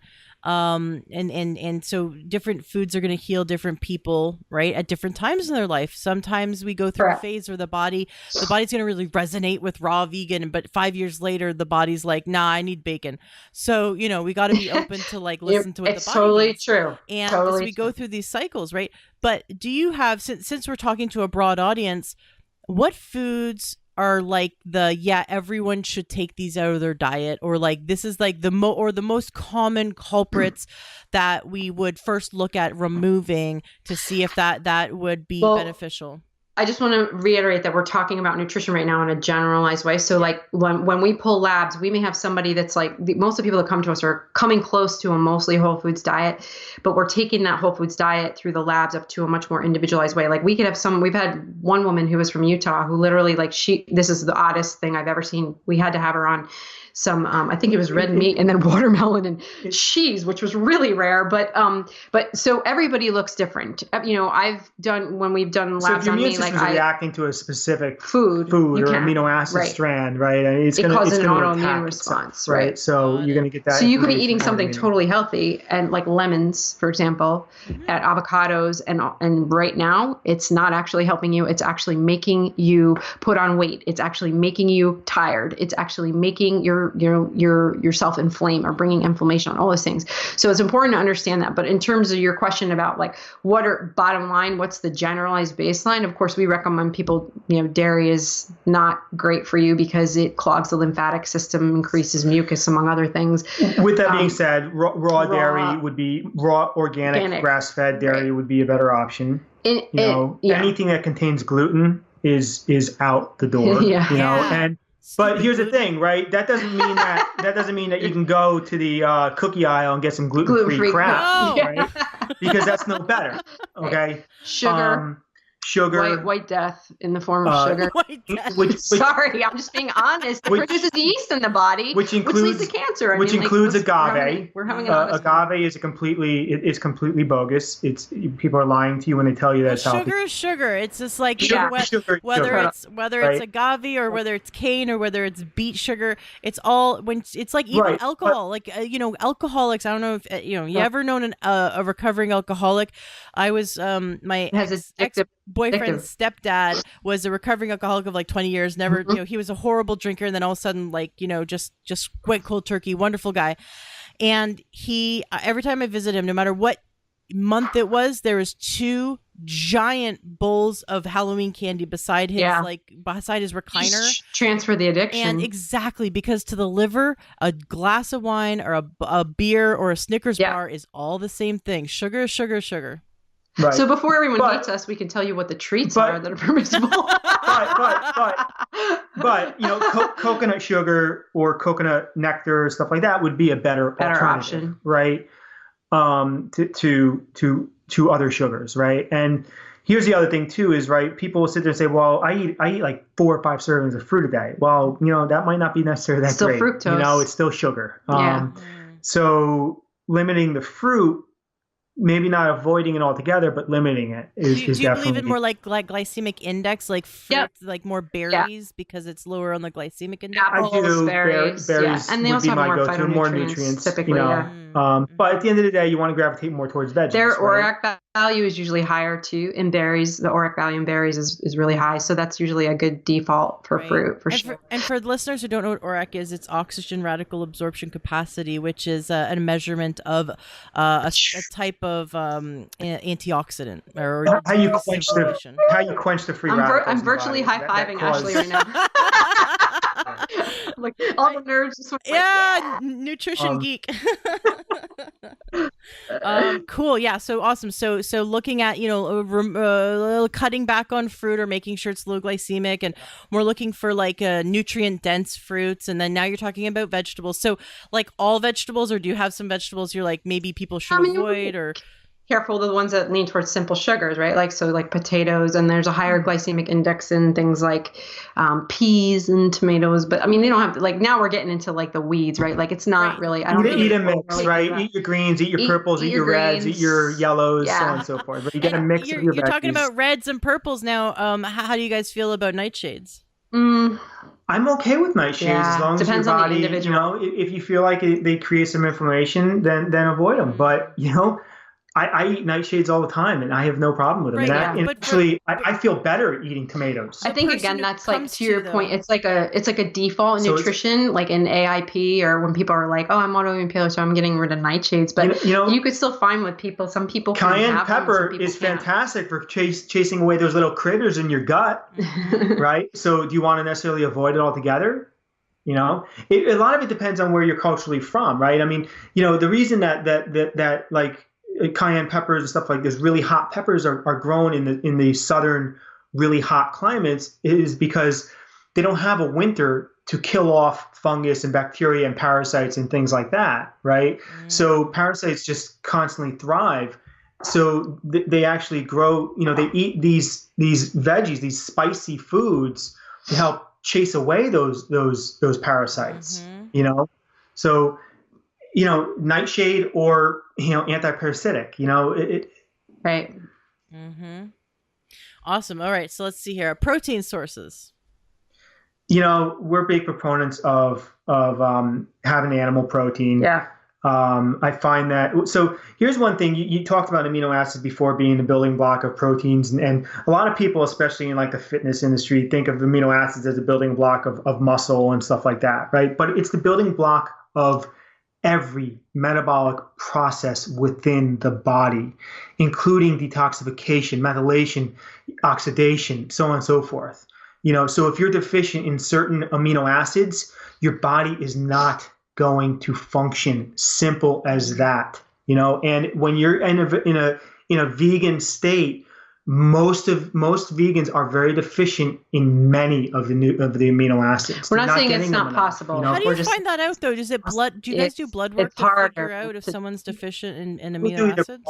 Yeah, so I do amino acid testing. I do organic acid testing. So you have to kind of look at everything all together, to kind of see that stuff. But what I find a lot of times is that people that are vegan definitely have very, very low levels of all those things, right? And then it's no wonder why they can't produce ATP. Right. They have low It's no energy. wonder why they can't methylate away their noradrenaline, because they don't have the methionine necessary to do so. Right. And for those who don't know, ATP is what the body converts into energy. It's our body's energy. It takes your food and converts it into energy. Yeah. Right. Okay. Yeah. So I have to I want the science, but I want to also make sure everyone's following. So okay. So what we have as a diet is you're really talking whole foods. Now let's see. We're missing. Do you have any grains that you guys like, or do you really want to have people be 100% grain free? Let's beeline to fats. I think grains. Fats. I'm just going to skip over grains and go to fats. I think it depends on where your blood sugar is, so if you're going to eat grains, definitely eat them in moderation. Definitely avoid the gluten containing grains like rye, barley, obviously wheat, spelt, so on and so forth. Even oats, unless oats. Yeah, let's just avoid oats altogether. Okay. Gravitate more towards, maybe a little quinoa, maybe a little brown rice, buckwheat, so on and so forth. But if you can, limit them, you'd be better off. Still be emphasizing vegetables for your carbohydrates, plants. So high plant-based diet because of pH benefits, among other benefits, detoxification, liver function, all these things, right? So instead of I think that we have that, hopefully people are coming out of the delusion of the food pyramid and realizing that it's so blatantly inaccurate. It's ridiculous. Yeah. Things probably flipped on its head. But essentially, greens should not be like the big percentage of your carbohydrates. Plants should. Yeah. And on top of that fact that people don't realize, there's stress relieving components in having some of that hearty chard and chomping on roots and that's what our teeth are for. They're there to chomp down on that stuff. And sometimes, when you're stressed out and you're craving potato chips, why do you think that is? Because your body is so used to stress release through chomping on these amazing nutrient dense, chunky chard and all this stuff, and you're not consuming it. Well, it's going to go to a default on something else. And you probably got adrenal fatigue because you want the salt. So it's like chips. Yeah. Right. I love that you said that the food pyramid needs to be turned on its head. Yeah. I think it was about a year ago or 2 years ago. I don't know if you guys watch South Park, but my friend texted me. They're like, my friend. I mean, I'm not a regular watcher of South Park here, but I really can appreciate some of their humor. And so a friend texted me oh my gosh, you have to check out the latest episode of South Park. Google or go search on Hulu or whatever for Netflix for the gluten free. The gluten South Park episode is hilarious. I was laughing the whole time. I was thinking to myself, I think every one of them are. Are they making fun of us? Or they, I'm thinking to myself, are they because are they you can't tell. Dissing? But then at the end, every single staff member who's gluten free, it says GF beside their name. And you realize that they actually weren't joking around. They were being, and it's so funny. There's this one episode or this one scene where they're trying to get the gluten out of the house, and it was exactly like my husband and I when we first went gluten free. And they were we're running around with our garbage bags, going, "Oh, there's gluten in this cupboard. There's gluten in this cupboard. There's gluten in this cupboard. Get it out! So we're exercising the gluten." The funny thing about gluten, and you mentioned kind of the addiction aspect of it, right? You tell somebody that, well, you can't have your bagels in the morning for breakfast, and they kind of, what do you mean I can't have my bagels and bread? And they want to rip your head off, right? And that's the thing. You look at the amino acid structure of the gluten protein, and it very much resembles that of an opiate, right? So you introduce this gluten into your bloodstream, right? And your body looks at it and says, well, it's similar to opiates, and that's what kind of creates that opiate type response, that chemical addiction in the brain, and we wonder why so many are addicted to heroin, maybe. I don't know. And I think there's this moment we have to come to of acceptance that hopefully your listeners can see this like common theme coming up here, that we're eliminating foods that take over control of the body. Grains are a man-made product. So that you retain the control of your body.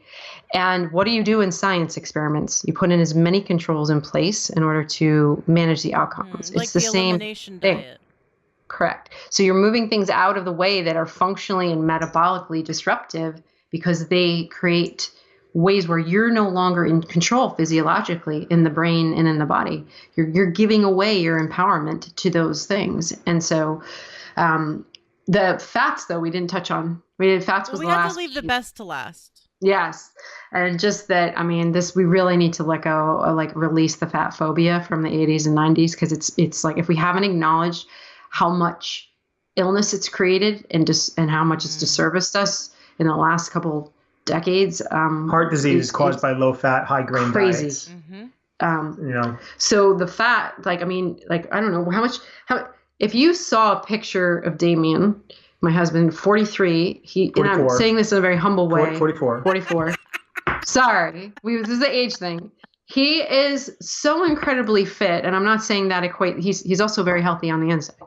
So incredibly fit, and the man does about 30 to 40 minutes of some strength training 5 times a week. No cardio ever. Very lean and conditioned. Constantly get asked if he's going to compete, why he's not competing. We're competing against life. That's it. And he eats a ton of fat, healthy fats. Mm-hmm. People are so afraid. And if I eat fat, I'm going to get fat. Nope. Not even close. And women are really doing themselves a disservice in this area because they're so conditioned to think that everything has to be fat-free. And I'll tell you what, I saw a picture of myself last week. I flew out of the country to go to practitioner training in bioenergetics, and I had to renew my passport. I wish I could have taken a picture of my passport today and my picture from 10 years ago, right when I was coming out of all this, or even, I think it was before, actually, 2006. My face was so drawn. I did not have as much color. I had more like the sallow or the bags under my eyes. I could see someone now like a mile away that I can tell when they're fat deficient and or when they're vegan, to be honest. Yeah, isn't the color of their skin. And when it's like sallow, it just doesn't present as healthy and full and as vibrant in their energy.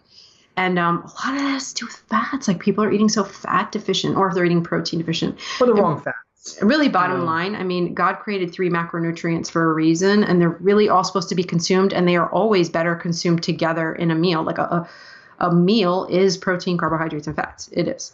I heard the other day, plan your meal around your fat. Choose the fat and then plan the rest of the meal around it. I thought that's such a cool way to think about it. Okay, I'm going to have an avocado.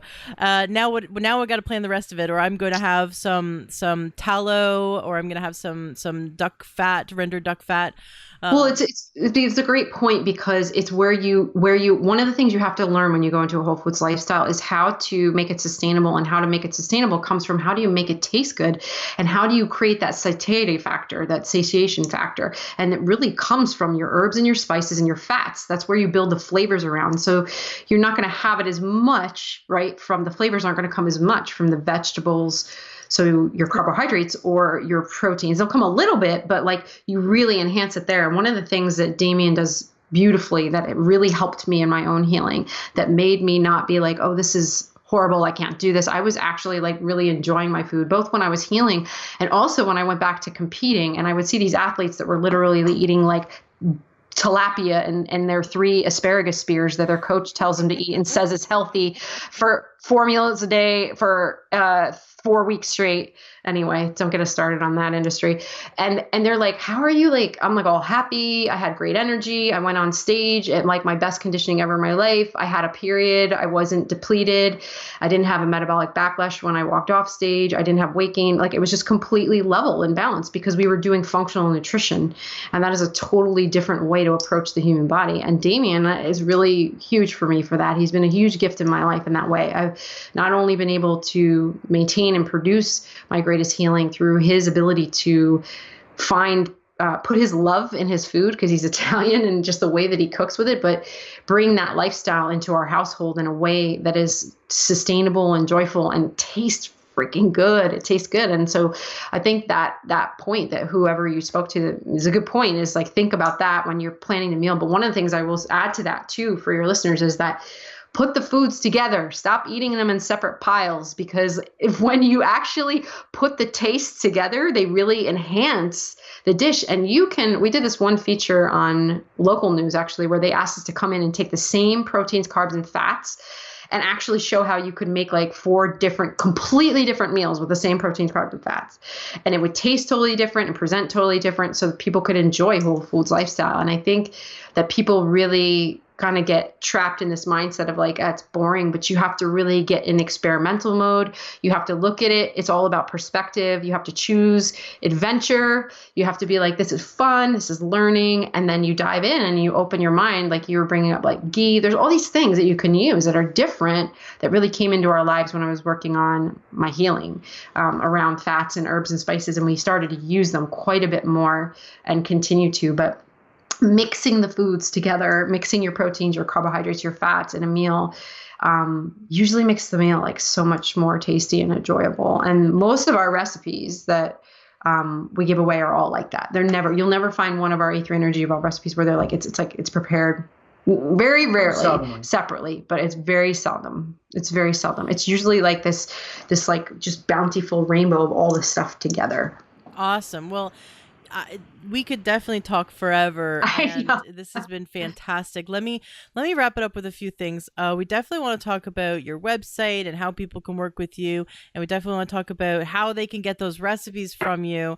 But first, I think it would be really important, since we talked about that the number one thing is just to where we start, where everyone should start in terms of their healing, no matter where they are. We need to address stress. Could you teach us something that we can do today to begin to lower and manage our stress levels so that when we go to eat healthy and to do functional nutrition, that our body can actually utilize it and heal? We probably go after sleep first. Regulation of sleep is like so super important. I'm sure you've heard that before on your show. So getting to sleep by like 9 o'clock, 10 o'clock at latest. So you're allowing the systems of your body that do their best repair work to do their best work for you. Once you clear, what is it, like 11? 10 o'clock. Damian's like a big proponent of early sleep, early rise. You're really not getting the adrenal repair and the regenerative function that you can use. And I know a lot of people go default to food, but when we're talking about how we reverse stress, how we rest is super important. And so I would go there first, but also, oh gosh, I could come up with like, but if I only get one, I guess I'll go with that one. Sleep, removing the electronic devices from your room while you're sleeping, right? So your cell phone's on you, 16 hours a day. Let's get rid of it that 8 hours you're in bed, so put it far, far away from you. And not being on those devices for, 30 minutes to an hour before you go to bed, like that kind of stuff is like allowing your body to prepare for rest is super important. So put that thing down, go take an Epsom salt bath, throw some lavender in the tub, or like grab a tea, like, you know what I'm saying? Like we need to have that preparing our body for that space away from all this. We think we're so connected, but actually we're very disconnected from our bodies. And so allowing your body the space to get ready for rest and maximizing your rest is super important for reversing stress. And consistency is key. Or king. Learning to say no is another big one. We have all these obligations, and we have to be here, we have to be there, and it's okay to say no, and if it means that on a Saturday night you're supposed to go out with a bunch of friends and you need to say no because you need to kind of rest a little bit because you're fatigued, Put yourself they'll first. understand. And if they don't understand, then find new friends. Exactly. That's such an important point. I mean, we do talk about that in the area of psychology. It's like I talk about the concept of space a lot, and healing happens in space. When we clear the space in our minds, when we clear the space in our body, when we clear the space in our calendars to put our focus there for at least a little bit of time. And that was essentially really a huge shift for me, and part of why I was able to heal so powerfully and so quickly. And again, I'm not saying like, okay, go quit your job, but there were other ways that also presented. And so what I mean is just give yourself permission to give yourself space, because a common mistake we see people are making is they're like saying they're all frustrated and their words say that they want the healing and why is this not happening? But they're doing all the things in their life that got them there in the first place. And they're just trying to lay over the top of that and say, I don't have the time to deal with this. I don't have the effort or energy or the resources or the money to put into this. But guess what? Like all the things that you're doing in your schedule, in your life, and the way that you're using your time and your relationship, or how your body got broken in the first place. So if you're not going to temporarily say, let me just back burner this for now to create the space so you could be like, I'm going to focus this time and energy and resources or what have you more to take my healing up a little bit more for now. That's how you move the needle. And so I think a lot of people are making the mistake that they're like staying in frustration because they're like, I don't, this is taking more effort. I don't have the time for it. I don't have the money, but they're not even like really making, if you're being honest with yourself and looking at how you're doing your life, all the things that you're doing that got you there in the first place are still present in your life, then you're not going to unravel that illness or that dis-ease in your life. You have to really get honest with yourself and look at like, what am I doing here? How am I choosing to live my life? And what are some things I can temporarily back burner? I mean, there was a period, if you're in really bad chronic fatigue, like I was, guess what? I didn't have a social life for a little bit of time, in fact, a long time, but that's what my body needed. Like, that's what it needed. Rest, real, true rest. We have lost that concept of what that is. We have way lost taking Sundays off and making that day for whatever your spiritual form of nourishment is, and just sitting in the being versus the doing. And we're human beings. We're not human doings. And we're just do, connect all the time. And it's riling up that stress response. And we're not even seeing how much or acknowledging how much we're welcoming stress into our lives right now. So hopefully that helps. take away that welcome mat for the stress and say goodbye. So your website, which is e3energyevolve.com. And now we have the link to your website in the show notes of today's podcast. So listeners, you can go there to check it out. And you've got this great email list to join for your guide, the system that you want to give to the listeners. And that's on the homepage. Now, how can people work with you? Can they work over Skype? Can they be around the world? Do they have to come see you? What does it look like to work with you? Yeah, that's a great question. We're a completely online clinic model at this point. We actually... What do you mean online? We had an offline component, and we actually got so busy with our online because what we found in our own experience a decade ago is that when you want people that are doing more creative work, they don't always in your backyard. They aren't always even like within your state. And that's why I started hopping on the plane and flying around, but that can become really expensive really quickly. So some of the reason why we have our model is directly related to those experiences of how do we, actually hone our budget to be as cost effective as possible. So we're not doing that kind of thing and flying to an integrative wellness center where you can get more comprehensive modalities and blowing your budget out in about a week. So we have a model where all of our clients now are different countries. We work with them online via Skype. And we do all of their programming, all of their diagnostic testing, and all of their bioindividualization distance. And these people are not athletes. They're not practice working with people distance. We've got everyday moms, people that are just like, I believe there's a different level of thriving. I don't believe the experience that I'm having of my body right now is truth. I don't want to live a life on medication, and I'm going to sure as heck try to make that outcome happen. And they're just what I call truth seekers. They believe something is out there that hasn't been presented to them yet. And we're just led to and connected with one another. And through that leap of faith, we're able to produce some pretty awesome results. And I would encourage your listeners, if they are in a healing crisis, to take a look at some of our success stories, because we are very big about showcasing physical measurable results, because we feel like people deserve to know, like, yes, it's great, we connect, and they're like, these people are caring and they're authentic, and that's all fine and good, but they're paying us at the end of the day as an investment for us to get them outcomes in set time frames. And we always want people to know when they look at our case studies, what can they expect from working in our E3 Restore program, and how long, like what kind of scope can they expect in terms of outcomes and how long it would take.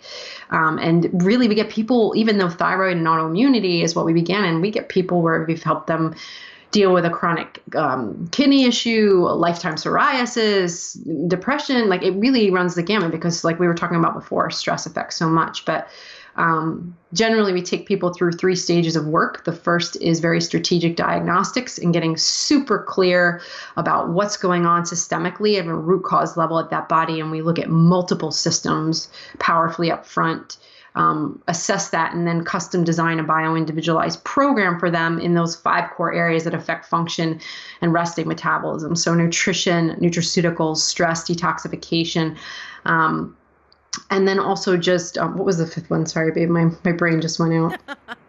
It's been a long call for us. It's been a long interview. Yeah, lots to say. But spirituality is also in an area too, just that, because we do acknowledge that our goal is to meet someone where they're at. Everybody's path is going to look different, and we just pull out of that toolbox in the percentages of that person needs. So that means, like, for example, we may have somebody who is very heady in their journey. And what I mean is, like, they're like, they overthink the science. They get really like controlling. They're like, what was happening? I need it. Like, and I'm here to be the person that calms that person down, because when they're up in their head, they're physiologically actually pulling away from their body's ability to produce more healing for them physically. And I help them do things like grounding their energy, and why these things are important when you're trying to hasten faster physical results. Damian comes in as the clinical nutritionist, handling the diagnostics, doing their program. And then once we develop their program and we take them through, the lab results, what we're seeing, so they have that clarity, educate them on their program and mentor them on how to start to implement them. We take them through what is essentially bio-individualization, and that means we continue to manage the program. So there's constant reassessment of how their body's shifting and tweaking of all of their programming, so that we can keep, applying different stimulus to move the adaption along at the fastest pace we know how possible in our current scope of work. And so that's how we work together. All of our clients actually work with both of us. They don't work separately, because we really want to lift them up in both the area of the mind-body healing and also the clinical aspects of healing, and bring it all together. So we don't separate and service clients separately. All of our private E3 Restore clients work with us together, and we do it all online. So it's super cool, because that allows someone to be home, conserve their energy, conserve their time, conserve their finances, just do the work of healing. And then they realize that they were empowered to do it all along. They just needed someone to give them the tools and light the path, and they become the empowered healer themselves. And every time they have a question, they don't have to schedule an appointment and go to the doctor. Yeah, we don't believe in that model. We just have, there's a lot of areas that we put in for support and community and accountability that we find actually help in the areas of motivational psychology, and really growing someone in their scope and in their capabilities and their self-efficacy, which is their confidence in their capabilities to do this on their own. And those are all super important aspects of the work that we, and the program that we put together, that we mentor these people as much as we work with them as a patient and a practitioner. I think what listeners could definitely take away from this episode is that there is hope. There's a light at the end of the tunnel, and we can heal. And even if, no matter how long, and I know that Hashimoto's or chronic adrenal fatigue or autoimmune illness is it feels so hopeless at times, because you can really spend a lifetime going from doctor to doctor and from drug to drug, and not healing the root cause and feeling like yourself again. And so for listeners who are in that space, on the whatever spectrum you're on in terms of your condition, that there is hope, and the body can heal when given the right building blocks, when given a chance, when given half a chance, the body's going to heal itself. And the biggest proof of that, you take two cells, you put them together, 9.5 months later, you have an entirely new being. Right. Called a baby. Right. If the body has the ability to grow from this tiny, microscopic, you can't even see it, all of a sudden it grows to be trillions of cells. I mean, the body is so intelligent. Like you said, the body can heal a cut on its own, and the body can do so much more on its own. So there's a lot of hope in the body's ability to heal. Yeah. Damian, I'd love for you, I'm going to give the floor to you to wrap up the interview. I'd love for you to share your final thoughts to those listeners who are suffering from one of these conditions, and they really are seeking answers, and they're seeking to finally feel like themselves again. What kind of last parting words would you like to leave them? Don't take no for an answer. Don't take, if your doctor's told you that, everything's fine, your lab results have come back normal, it's in your head, whatever. Just don't believe that. Just believe kind of what we were talking about earlier, that there is possibility. There's always possibility, right? And if you don't have hope, then nothing's going to happen, right? But if you have hope, that hope can carry you a mile, So just understand that, the word disease is just a made up term, that there's no such thing. It's just your body's out of balance and requires certain things to restore that balance. And nobody else is going to help you with that. They're not going to do it for you. So if you're expecting somebody to heal you, then, and that's what you're looking for, then unfortunately, you're going to be going through this for a really long time, and I'm not done. Oh, okay. This goes on in our house too. So this is the one chance that I actually get to speak. So now that my train of thought has been ruined, oh, geez. I just say I love she does this on purpose. I do. No. I just want people to know that their body, your body loves you so much. This experience that you're having, it's not the truth. God didn't create the physical vehicle for your spirit to be what it's become. If you believe that, then you've lost the whole point. This is not what it's about. It's a vehicle for your joy. It's a vehicle for your love. And it loves you so much. It keeps doing, no matter what happens, no matter what person misdiagnoses you, it still loves you, and it's constantly working for you right now. It's trying to return to love. It's trying to return to self. It's trying to return to wholeness.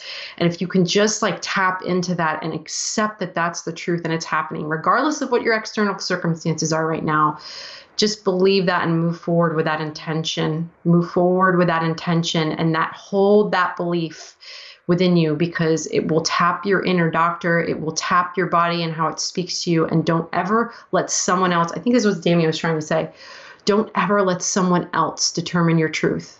That is not it. That is not it. They don't know. You know, and your body's speaking to you, and it doesn't matter. If your labs come back and they look normal, but you feel horrible, there's truth to that.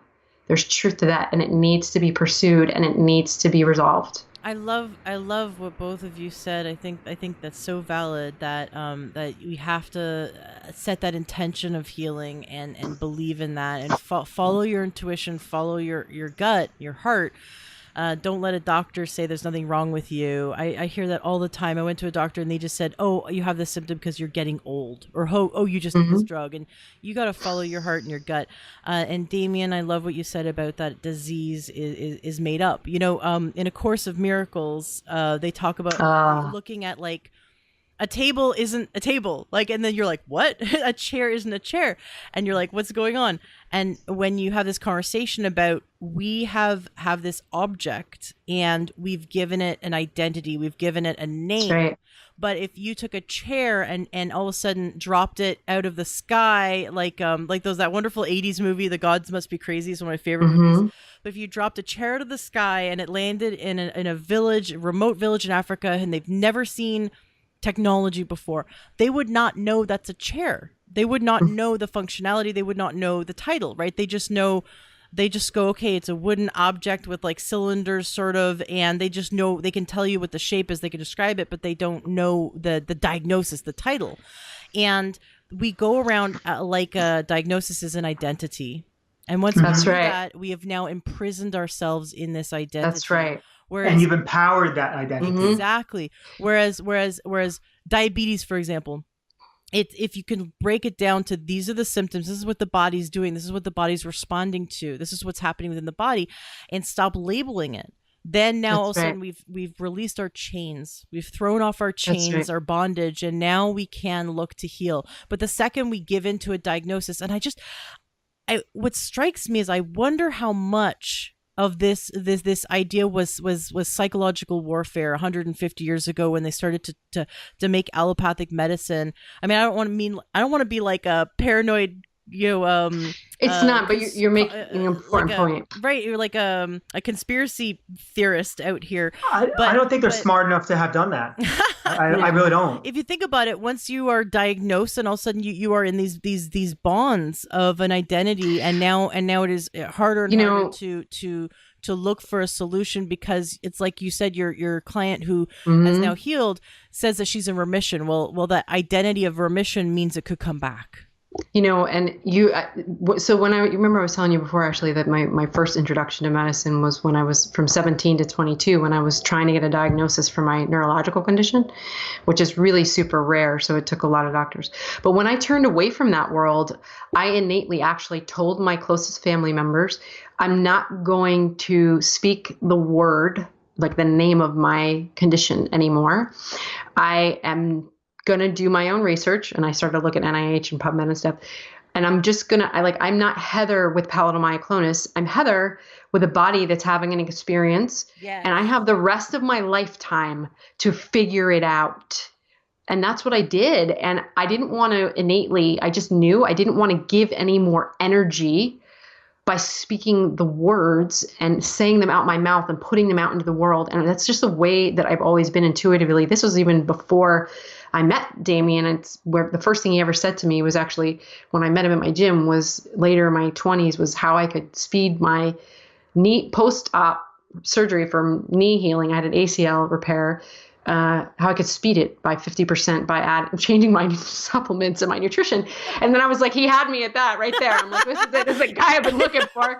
But we're just always innately that way. Like it's the knowing. It's like I had this knowing in my body, and I listened to the knowing. What didn't make sense in the medical world, I just listened. I knew it. I felt it in my body. I'm like, I'm not supposed to be here. There's something else. This isn't it. Literally, if I had bought into that label, they also had told me, because they were so focused on doing all my brain MRIs, they said, you have a lesion in your brain. And I kept saying more. I kept bringing more holistic things. Just as I was doing this in my late teens and early 20s, innately, just intuitively saying, what about this? What about that? This happened in my life. What about these head injuries? What about these head traumas? Like, no, it's just the lesion in your brain. They just wanted to focus on the symptom. That's it. Right. And they were like, and then they said, you're going to probably have MS in 6 months and not be able to move. And this was and they would bring 10 different doctors in lab coats to film me for NIH research, because they'd never seen someone with palatal myoclonus, because at the time there was only like 2,000 reported conditions in the world. And I was like, are you people here for me? Because you're not here for me. Like, they were just so fascinated with this muscle spasm that I have in my throat. And I'm like, and it just was like, I started to see the circus, and I was like, not my circus, not my monkeys. I'm out of here. You know what I mean? But it was just innately, like your point. Yeah. I was just like, I don't have to give energy to this through my words, through my thoughts. It doesn't have to take up space in my brain. I have a choice in that. And I think that's such an important point that you're making.